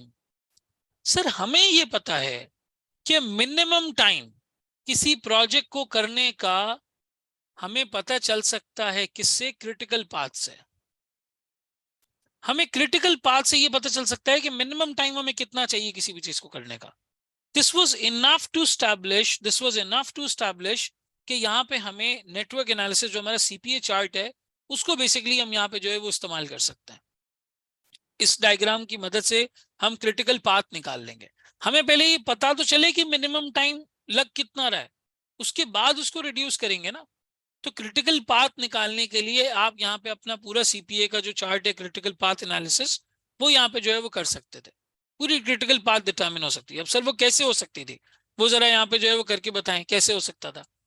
देखो तुमने स्टार्ट लिया इधर 0 से, ठीक है। यहाँ पर तुम 0 से बेसिकली जो है वो स्टार्ट ले रहे हो। सबसे पहला टास्क तुम्हारा क्या है, ए है। सर अगर ए की बात करूं, ए कितने दिन में हो रहा है, ए हो रहा है 2 दिन में, ठीक है। तो ए के लिए लगा दिए मैंने 2 दिन। अब 2 दिन के बाद मैं यहां पर खड़ा हूं, ठीक है। ये मेरा पहला टास्क मुकम्मल हो गया। इसको करने में 2 दिन मिनिमम, 2 दिन मैक्सिमम लग सकते हैं। 2 हफ्ते, सॉरी 2 हफ्ते, 2 दिन नहीं 2 हफ्ते। ड्यूरेशन इन वीक्स आ रहा है, 7 डेज। 2 हफ्ते यहाँ पे लग सकते हैं, सही। पहला हो गया। अब बी की बात करते हैं। सर बी में कितने हफ्ते लगेंगे, बी में 1 हफ्ता लगेगा और उसके लिए ए प्रीसीडिंग है। तो मुझे यहाँ पे सिंपली बी के लिए 1 हफ्ता यहाँ पर जो है वो लेना था। बी के लिए मैंने 1 हफ्ता ले लिया। ये मेरा टास्क नंबर 2 इधर कंप्लीट हो गया। और देखो 2+1, 3 हफ्ते मुझे इसमें लग सकते हैं। यही 3 हफ्ते नीचे भी आएंगे क्योंकि मैं इतने ही 3 हफ्ते यहाँ पे जो है वो लगा सकता हूँ, सही। 3 हफ्ते के बाद टास्क नंबर 3 यानी कि सी, सी में मुझे लगेंगे 3 हफ्ते। मैंने यहाँ पर सी के 3 हफ्ते ले लिए, ठीक है। और ये मेरा कितना हो गया सर, तीसरा टास्क मेरा यहाँ पे कंप्लीट हो गया। तीसरे टास्क के साथ मुझे टोटल 6 हफ्ते लगे। कैसे टोटल 6 हफ्ते लगे सर, देखो 2 हफ्ते यहाँ लगे, 2 और 1 3, 3 और 3 6, 6 हफ्ते तकरीबन मेरे यहाँ पे जो है वो लग चुके हैं। सर ट्विस्ट इसके बाद शुरू होता है। डी, ई और एफ की अगर मैं बात करूं ना, इन तीनों की, तो इसके लिए प्रीसीडिंग एक्टिविटी सी ही है सर। जब तक सी कंप्लीट नहीं होगा मैं ये तीनों शुरू नहीं कर सकता। लेकिन इन तीनों के बाद जब मैं जी की बात करता हूं, टास्क नंबर जी की, तो इन तीनों के लिए DEF का कंप्लीट होना लाजिम व मलजूम है, या DEF का कंप्लीट होना लाजिम व मलजूम है। तो सर हम जरा DE और F को एनालाइज करें। आओ एनालाइज करते हैं। सर डी में मुझे कितने दिन लगेंगे, डी में मुझे यहाँ पे 2 हफ्ते लगेंगे। डी में यहाँ पे मुझे 2 हफ्ते लगेंगे। तो अगर मैं वैसे देखूं 6+2, मेरा ये टास्क नंबर क्या है सर, 3 के बाद 4, ये मेरा टास्क नंबर 4 है। 6+2 मुझे यहाँ पे 8 हफ्ते लग जाएंगे। जो अर्लीस्ट टाइम होता है वो हम ऊपर लिखते हैं, 8 हफ्ते लिख दिया। सर ई को भी जरा एनालाइज करें, ई में कितने हफ्ते लगेंगे। सर ई में मुझे 3 हफ्ते लगेंगे। ये देखो ई में मुझे यहाँ पे 3 हफ्ते लगेंगे। तो 3 हफ्ते के हिसाब से मेरा यहाँ पे कितना हो गया सर, ये मेरा टास्क नंबर 5 हो गया। 6+3 9, 9 वीक्स यहाँ पे लगेंगे। एट द सेम टाइम अगर मैं एफ की बात करूं तो सर एफ का अगर आप पर्सपेक्टिव देखें तो एफ में हमें 2 हफ्ते लगने वाले हैं, 2 हफ्ते लगने वाले हैं। तो एफ के लिए ये मेरा हो गया टास्क नंबर 6, ठीक है।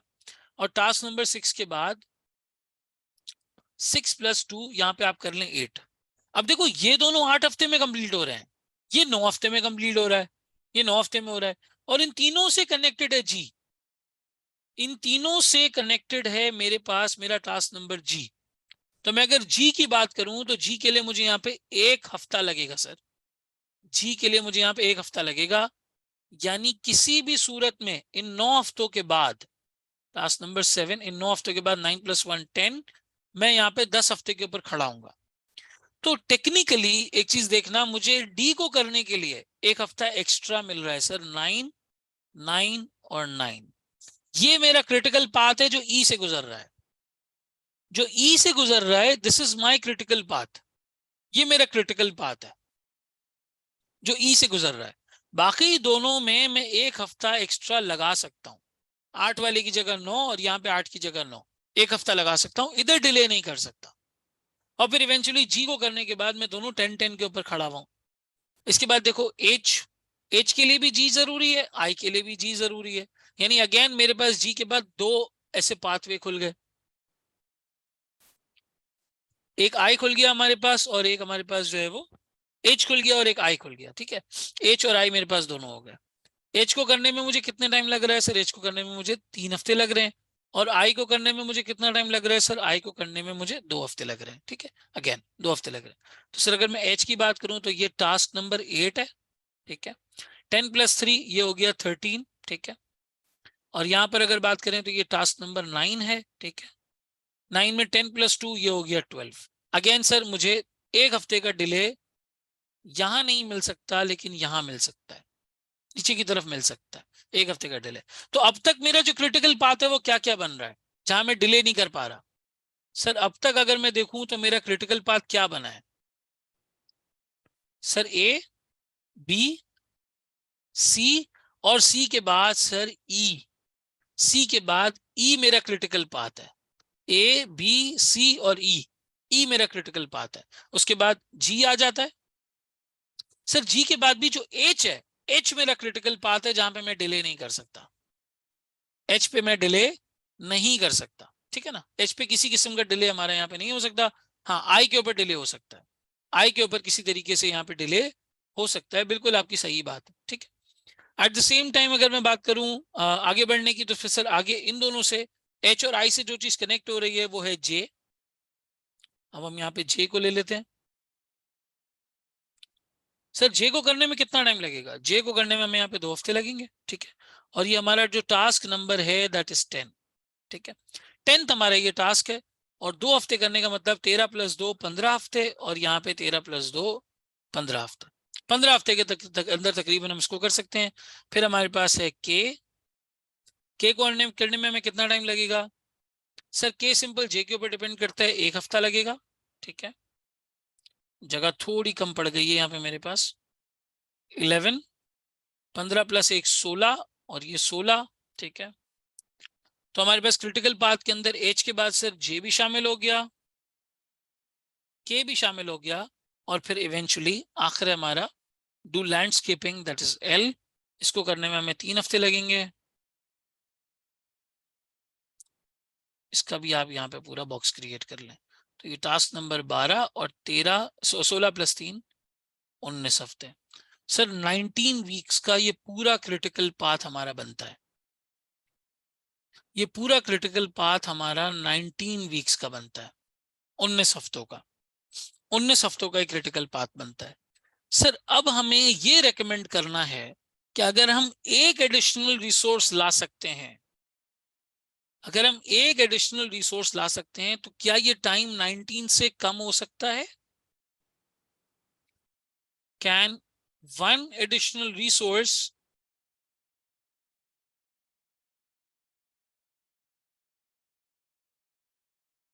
Reduce this time of 19 weeks? बिल्कुल सर, हो तो सकता है। If yes, where can we reduce the most? दूसरा सवाल अपने आप से यहां ये पूछना था कि भाई कहां पे मैं सबसे ज्यादा रिड्यूस कर सकता हूं? Where can we reduce the most? सबसे ज्यादा हम यहाँ पे कहाँ रिड्यूस कर सकते हैं? वो कौन सा पॉइंट है जहां पे हम सबसे ज्यादा टाइम को जो है वो बेसिकली रिड्यूस कर सकते हैं? हमारा टाइम बेसिकली सबसे ज्यादा जो है वो यहाँ पे रिड्यूस हो सकता है। ठीक है, तो उसके लिए हमारे पास क्या तरीकाकार हो सकता था? सर उसके लिए हमारे पास तरीकाकार ये हो सकता था कि हमें कैलकुलेशन करके देखें, हमें कैलकुलेशन करके देखें कि एक बंदा एडिशनल डालने की वजह से एक बंदा एडिशनल डालने की वजह से हमारा टाइम सबसे ज्यादा कहां पर कम होगा, हमारा टाइम सबसे ज्यादा कहां पर कम होगा। तो देखो सबसे ज्यादा वक्त हमारा किस में लग रहा है। पहले तो मैं क्रिटिकल पाथ वाली को आइडेंटिफाई कर लेता हूँ। ABCEGH, आप कर लें ABC, उसके बाद E है सर। बाकियों में कम करके कोई फायदा नहीं है, जो क्रिटिकल पाथ है उसको कम करना होगा। E के बाद हमारे पास G है, ठीक है। Then we have H, J, K and L। Sir इसमें आप सबसे पहले इस क्रिटिकल पाथ के अंदर हम ये देखते हैं हमारे पास सबसे ज्यादा लोग रिक्वायर्ड कहाँ पे हैं और सबसे ज्यादा टाइम हमें लग कहाँ पे रहा है। तो देखो 3 हफ्ते का सबसे ज्यादा टाइम है, ये 3 हफ्ते क्रिटिकल पाथ वाले, ये 3 हफ्ते क्रिटिकल पाथ वाले, ये 3 हफ्ते क्रिटिकल पाथ वाले और ये 3 हफ्ते क्रिटिकल पाथ वाले। 3 3 3 और 3, अगर टाइम रिड्यूस कर रहे हैं तो सबसे ज्यादा हम यहाँ पे कर सकते हैं, ठीक है। एट द सेम टाइम यहाँ पे लोग कितने रिक्वायर्ड हैं, 7, इधर रिक्वायर्ड है 3, इधर रिक्वायर्ड है 4 और इधर रिक्वायर्ड है 4, ठीक है। इस तरह से मिला के हमारा ये चारों चीजें यहाँ पे जो है वो बनती हैं। अब जरा मैं इन चारों को इधर प्लेस करने की कोशिश करता हूँ। सर कौन कौन से 4 थे, CEH और L। CEH और L ये वो जगहें हैं जहां पर हमारा वक्त भी सबसे ज्यादा लग रहा है, जो क्रिटिकल पाथ पर भी हैं। अगर हम इधर कोई रिडक्शन कर दें, अगर हम इधर कोई रिडक्शन कर दें तो हमारी जिंदगी थोड़ी सी आसानी में आ जाएगी, थोड़ी सी हमारी जिंदगी यहाँ पे जो है वो आसानी में आ जाएगी। तो आइए जरा देखते हैं। सर इन जगहों पे हमारा जो ड्यूरेशन है वो लग कितना रहा है, यानी कितना टाइम हमें रिक्वायर्ड है। सर अगर मैं सी की बात करता हूं तो सी के केस में मुझे 3 रिक्वायर्ड है, ई के केस में भी 3 हफ्ते रिक्वायर्ड है, एच के केस में हमारे पास जो है वो 3 हफ्ते रिक्वायर्ड है और यहाँ पे भी 3 हफ्ते रिक्वायर्ड है। सबसे ज्यादा टाइम हमारा बेसिकली लग ही इन्हीं चीजों के अंदर रहा है। और लोग कितने रिक्वायर्ड हैं, पीपल। सर अगर मैं पीपल की बात करूं तो यहाँ पे जहाँ पे सी में 3 लोग हैं, इधर 7 लोग रिक्वायर्ड है, ठीक है, 3 और 7। फिर उसके बाद हमारे पास ई के केस में 3 लोग रिक्वायर्ड है, ठीक है। फिर हमारे पास एच के केस में, सर अगर एच के केस में देखें तो हमारे पास 4 लोग रिक्वायर्ड है, ठीक है। और यहाँ पे अगर हम एल के केस में देखें तो एल के केस में भी हमारे पास 4 लोग रिक्वायर्ड है, ठीक है। सर क्या मैं टोटल यहाँ पे कैलकुलेट कर सकता हूँ कि मेरा काम रिक्वायर्ड है कितना, कितने दिनों की टोटल रिक्वायरमेंट है। बिल्कुल सर आप कर सकते हैं। टोटल रिक्वायरमेंट वो कैसे, आप इन दोनों को मल्टीप्लाई कर दो, आपके पास टोटल रिक्वायरमेंट आ जाएगी। सर 3 दिन 7 लोग काम करेंगे तो ये ऐसे है जैसे 21 दिन का काम। 3 दिन 3 लोग काम करेंगे तो ऐसे है जैसे 9 दिन का काम। 3 दिन 4 लोग काम करेंगे तो ऐसे है जैसे 12 दिन का काम। और 3 दिन 4 लोग काम करेंगे तो ऐसे है जैसे 12 दिन का काम, ठीक है। आप एक पर्सन और लाने की बात कर रहे हैं, एक पर्सन आप कह रहे हैं आप और ले आएंगे, एड 1 पर्सन। आप एक पर्सन और ले आए सर, कोई मसला ही नहीं है। अब आपके 7 लोग थे, यहाँ हो जाएंगे 8। यहाँ आपके 3 लोग थे, यहाँ हो जाएंगे 4। यहाँ आपके 4 लोग थे, यहाँ हो जाएंगे 5 और यहाँ पे 4 थे, ये हो जाएंगे 5। कुल मिला के आपकी इस तरीके से यहाँ पर कुछ एनालॉजी ड्राइव हो जाती है, 8 4 5 और 5 इस तरीके से ड्राइव हो जाती है। सर अब जरा हम देखते हैं कि हमारा ड्यूरेशन बनता कितना है अगर हम इन दोनों को डिवाइड करें। Total required divide by add 1%, ठीक है। मैं क्या करता हूं, मैं 21 को डिवाइड बाय 8 कर देता हूं, मैं 9 को डिवाइड बाय 4 कर देता हूं, मैं 12 को डिवाइड बाय 5 और 12 को डिवाइड बाय 5। अगर हम अब इस तरीके से डिवाइड करते हैं तो अच्छा जी मैं यहां पर लिख रहा हूं इधर। सर अगर मैं 21 को डिवाइड बाय 8 कर रहा हूं तो मेरे पास आता है 2.625, ठीक है। अगर मैं 9 को डिवाइड बाय 4 कर रहा हूं तो मेरे पास आता है 2.25। अगर मैं 12 को डिवाइड बाय 5 कर रहा हूं तो मेरे पास आ जाता है 2.4। और अगर मैं इधर 12 को डिवाइड बाय 5 तो यहाँ पे आ जाता है 2.4। सर देखिए मेरी सेविंग कहाँ पे आ रही है, थोड़ा सा सेविंग को समझने की कोशिश करना। इधर 3 दिन लग रहे थे, यहाँ पे 2.625 दिन लग रहे हैं। 3 माइनस 2.625, ये हो गई 0.375 की सेविंग। ठीक है, 0.375 की हमने यहाँ पे सेविंग कर ली। इधर 3 दिन लग रहे थे सर, अब 2.25 लगेंगे, इधर मैंने 0.75 दिन की सेविंग कर ली। यहाँ पे 2.4 लगेंगे, पहले 3 लग रहे थे, मैंने 0.6 की सेविंग कर ली, और इधर भी मैंने 0.6 की सेविंग कर ली। सर ज्यादा दिन मैं यहां बचा रहा हूं, 0.75 days saved. This is the maximum reduction in time. सबसे ज्यादा मैंने यहां पे रिड्यूस किया है। इसका मतलब जो टास्क ई है वहां पर मुझे अपने रिसोर्स को डिप्लॉय करना चाहिए। जो टास्क ई है यहां पे मुझे अपने रिसोर्स को डिप्लॉय करना चाहिए। दिस इज द पॉइंट जहां पर अगर मैं अपने स्टाफ को डिप्लॉय करता हूं तो मेरा मतलब 0.75 डे सेव हो जाएगा। यहाँ पे मेरे पास 0.37 का दिन सेव होगा, इधर 0.6, इधर 0.6। यहाँ मेरे पास पूरे दिन का तकरीबन 3/4 हिस्सा 0.75 इधर सेव हो जाएगा। मैक्सिमम टाइम मैं यहाँ पे सेव कर रहा हूँ। यानी मेरा जो क्रिटिकल पाथ 19 वीक्स का है, मेरा जो क्रिटिकल पाथ यहाँ 19 वीक्स का है, वो इस सेविंग की वजह से 18.25 वीक्स का हो जाएगा। ये थोड़ा सा मुश्किल था पेपर के एतबार से। 18.25 वीक्स का मेरा यहाँ पे जो है वो टाइम हो जाएगा। सर अगर आपने चार्ट बना के क्रिटिकल पाथ एनालिसिस ठीक कर लिया था तो आपको यहाँ पे तकरीबन 7 से 8 नंबर जो है वो मिलने चाहिए। तकरीबन 7 से 8 नंबर आपको यहाँ पे जो है वो मिलने चाहिए कि आपने क्रिटिकल पाथ एटलीस्ट सही आइडेंटिफाई कर लिया। वो जगह जहाँ पे सबसे ज्यादा सेविंग आएगी ये आइडेंटिफाई करना थोड़ा मुश्किल था। तो दैट इज 100% अग्रीड कि हाँ ये थोड़ा सा मुश्किल है। लेकिन बाकी अगर आप देखें तो ये पूरा पेपर मैंने आपके सामने सॉल्व किया है, पूरा सॉल्व किया है। अल्लाह ताला कमी बेशी माफ करे अगर कहीं पे मुझसे कोई गलती हुई है तो। लेकिन पूरा पेपर मैंने आपके सामने सॉल्व किया। और आप मुझे बताएं कौन सा ऐसा एरिया है जिधर आपने कोई रेक्टिफिकेशन अप्लाई की हो, या आपने वहां पर जो है वो देखा हो कि किस तरह से बड़ा इजीली जो है वो चीजें रोट लर्निंग से हो रही हैं। कहीं पे भी नहीं सर। आपको अल्फाज को गौर से पढ़ना था, आपको जुमलों को गौर से पढ़ना था, आपको चीजों को गौर से पढ़ना था। यही वजह है भाई, और कोई रीजन नहीं है। यही वजह है कि हम एसपीएम के अंदर जो है वो बहुत ज्यादा केस स्टडीज पे मैं फोकस करता हूँ। अगर आप देखो मार्केटिंग एसेंशियल्स में भी मैंने केस स्टडीज यहाँ पे कराई हुई हैं। इफेक्टिवनेस ऑफ आईसीटी में तो देखो बहुत सारी केस स्टडीज हैं। इसी तरीके से अगर आप यहाँ पे स्ट्रेटेजिक डेवलपमेंट में देखें, यहाँ पे केस स्टडीज हुई हुई हैं। स्ट्रेटेजिक चॉइस में देखें तो यहाँ पे केस स्टडीज हुई हुई हैं। मल्टीपल केस स्टडीज कराने का मकसद ही यही है। एसीसी एसबीएल के सवालात हैं, आईकैप के पास पेपर्स हैं, आईसीडब्ल्यू के हैं। कुछ हद तक आप परफॉर्मेंस एनालिसिस में देखो मैंने एमएससी 2 के भी सवाल कराए हुए हैं। Case study on financial non financial performance Rana farm MSC 2 का सवाल है। Case study on financial non financial performance dream homeland आपका पिछले अटेम्प्ट का सवाल है। स्टार्ट बीन्स ग्रिल शैक, आज मजीद सवाल करवाऊंगा। अभी बस 15 मिनट लेट हो गया, 3:30 में क्लास ऑफ करनी थी। लेकिन जो रूटीन क्लासेस हैं उसमें मैं केस स्टडीज ही करवाता हूँ। कॉन्सेप्ट की वीडियोस स्टूडेंट्स जो है वो देख के आते हैं, लेकिन सवाल जो है वो क्लासों में केस स्टडीज ही करवाता हूँ। किसी ने कहा कि सर अब वे फॉरवर्ड स्ट्रैटेजी हमारी यहाँ पे क्या होनी चाहिए? वे फॉरवर्ड स्ट्रैटेजी भाई आपकी यही होनी चाहिए कि आप अपने कॉन्सेप्ट्स को एक दफा पढ़ें, समझें, लेकिन उन्हें सवालात में अप्लाई करें। जितने मैक्सिमम सवालात आप सॉल्व कर सकते हैं, क्वेश्चंस को प्रॉपर्ली ड्राफ्ट करके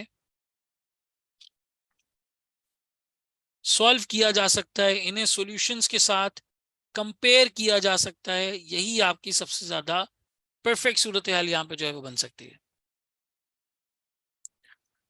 ज़ईम आपको आईकैप के पास पेपर्स से भी जो है वो इसके मजीद क्वेश्चन जो है वो मिल सकते हैं। पुराने हमारी जो मैनेजमेंट अकाउंटिंग का एग्जाम होता था गालिबन उसके अंदर इसको जो है वो टेस्ट किया जाता था, या बिजनेस मैनेजमेंट का होता था उसमें टेस्ट किया जाता था। मैं आपको क्वेश्चन भी इंशाल्लाह प्रोवाइड कर दूंगा, लेकिन मजीद क्वेश्चन जिसमें थोड़ी सी की जा सकती है इसकी प्रैक्टिस के लिए। इस दफा की अटेम्प्ट में ऑल्दो जो मुझे चीज प्रोबेबल लगती है या जिसके चांसेस ज्यादा लगते हैं, 2 दफा ये नेटवर्क एनालिसिस पूछ चुका है। अब मुझे लगता है कि रिस्क मैनेजमेंट के ऊपर ऐसे ही एक तगड़ा सवाल बना देगा। रिस्क मैनेजमेंट के ऊपर वो जो टारा फ्रेमवर्क है ना आपका, transfer of risk, accepting risk, avoidance of risk और रिड्यूसिंग रिस्क, वो टारा फ्रेमवर्क के ऊपर प्रॉपर्ली एक सवाल बना के देगा। 8-10 रिस्क की एग्जांपल होंगी और आपसे बोलेगा भाई बताओ कंपनी को कौन से रिस्क के लिए क्या करना चाहिए, कंपनी को यहाँ पे क्या स्ट्रेटेजी अपनानी चाहिए। वो प्रैक्टिकली आपके साथ जो है वो इस तरीके से कर लेगा। 8-10 रिस्क का एक एक एसीसी एसबीएल में सवाल आया भी है बहुत दफा। तो मुझे ऐसा लगता है कि 2 दफा पूछ चुका है, तो अब शायद वो रिस्क मैनेजमेंट वाले एरिया से कोई चीज जो है वो पिक करे।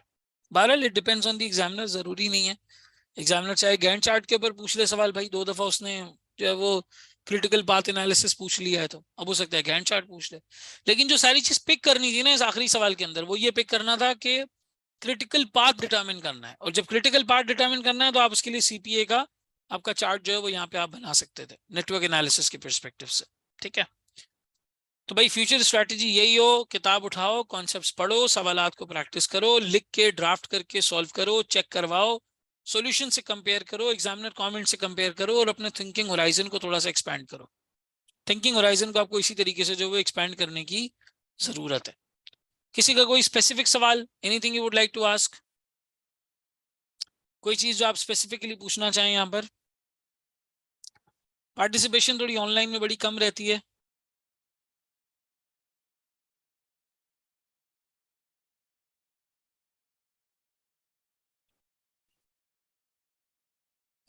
Sir, I've practiced trying from 3 attempts but got ऐसा करें कि if you are based out of Karachi तो आप किसी दिन जो है वो फिजिकली आईक्यू आ जाएं, अपनी जो आंसर्स आपने ड्राफ्ट किए हैं वो लेके आ जाएं, चेक करवा दें, दिखा दें मुझे, व्हाट्सएप कर दें, लेकिन तस्वीर फिर क्लैरिटी के साथ व्हाट्सएप कर दीजिएगा, मैं इंशाल्लाह पढ़ के बता दूंगा कि क्या गलती हो रही है। और हारिस कहते हैं सर नेक्स्ट अटेम्प्ट के लिए कहाँ फोकस करें? भाई देखो ये तो गिवन बात है कि नेक्स्ट अटेम्प्ट के लिए तुम्हें देखो, तुम्हारी पेपर में ना 3-4 एरियाज हैं, वो तुम कवर करो, तुम्हारा 60-70% पेपर हो जाता है। Ethics, strategy, performance analysis, measurement, IT marketing, ये 5 एरियाज हैं, ये तुम कवर करो, तुम्हारा 70% एसपीएम डन है। 70% पेपर यहीं से आता है।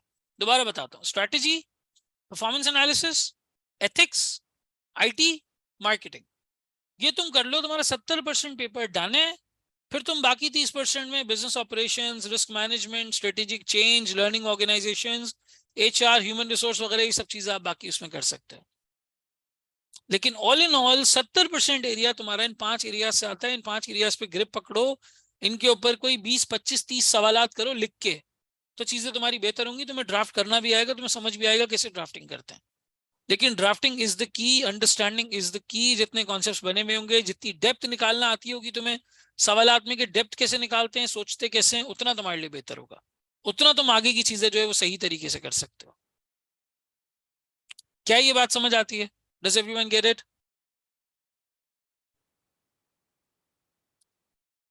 एक दफा यस लिख देंगे तो समझ आ जाएगा कि हाँ जी आपको समझ में आ रहा है।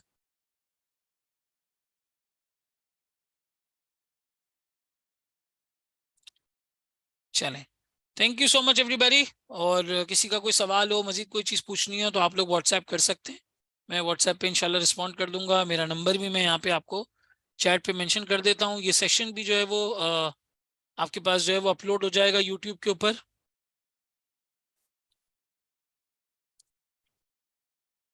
और मैं ग्रुप पे ड्राइव का लिंक भी शेयर कर देता हूँ। ठीक है, thank you so much everybody.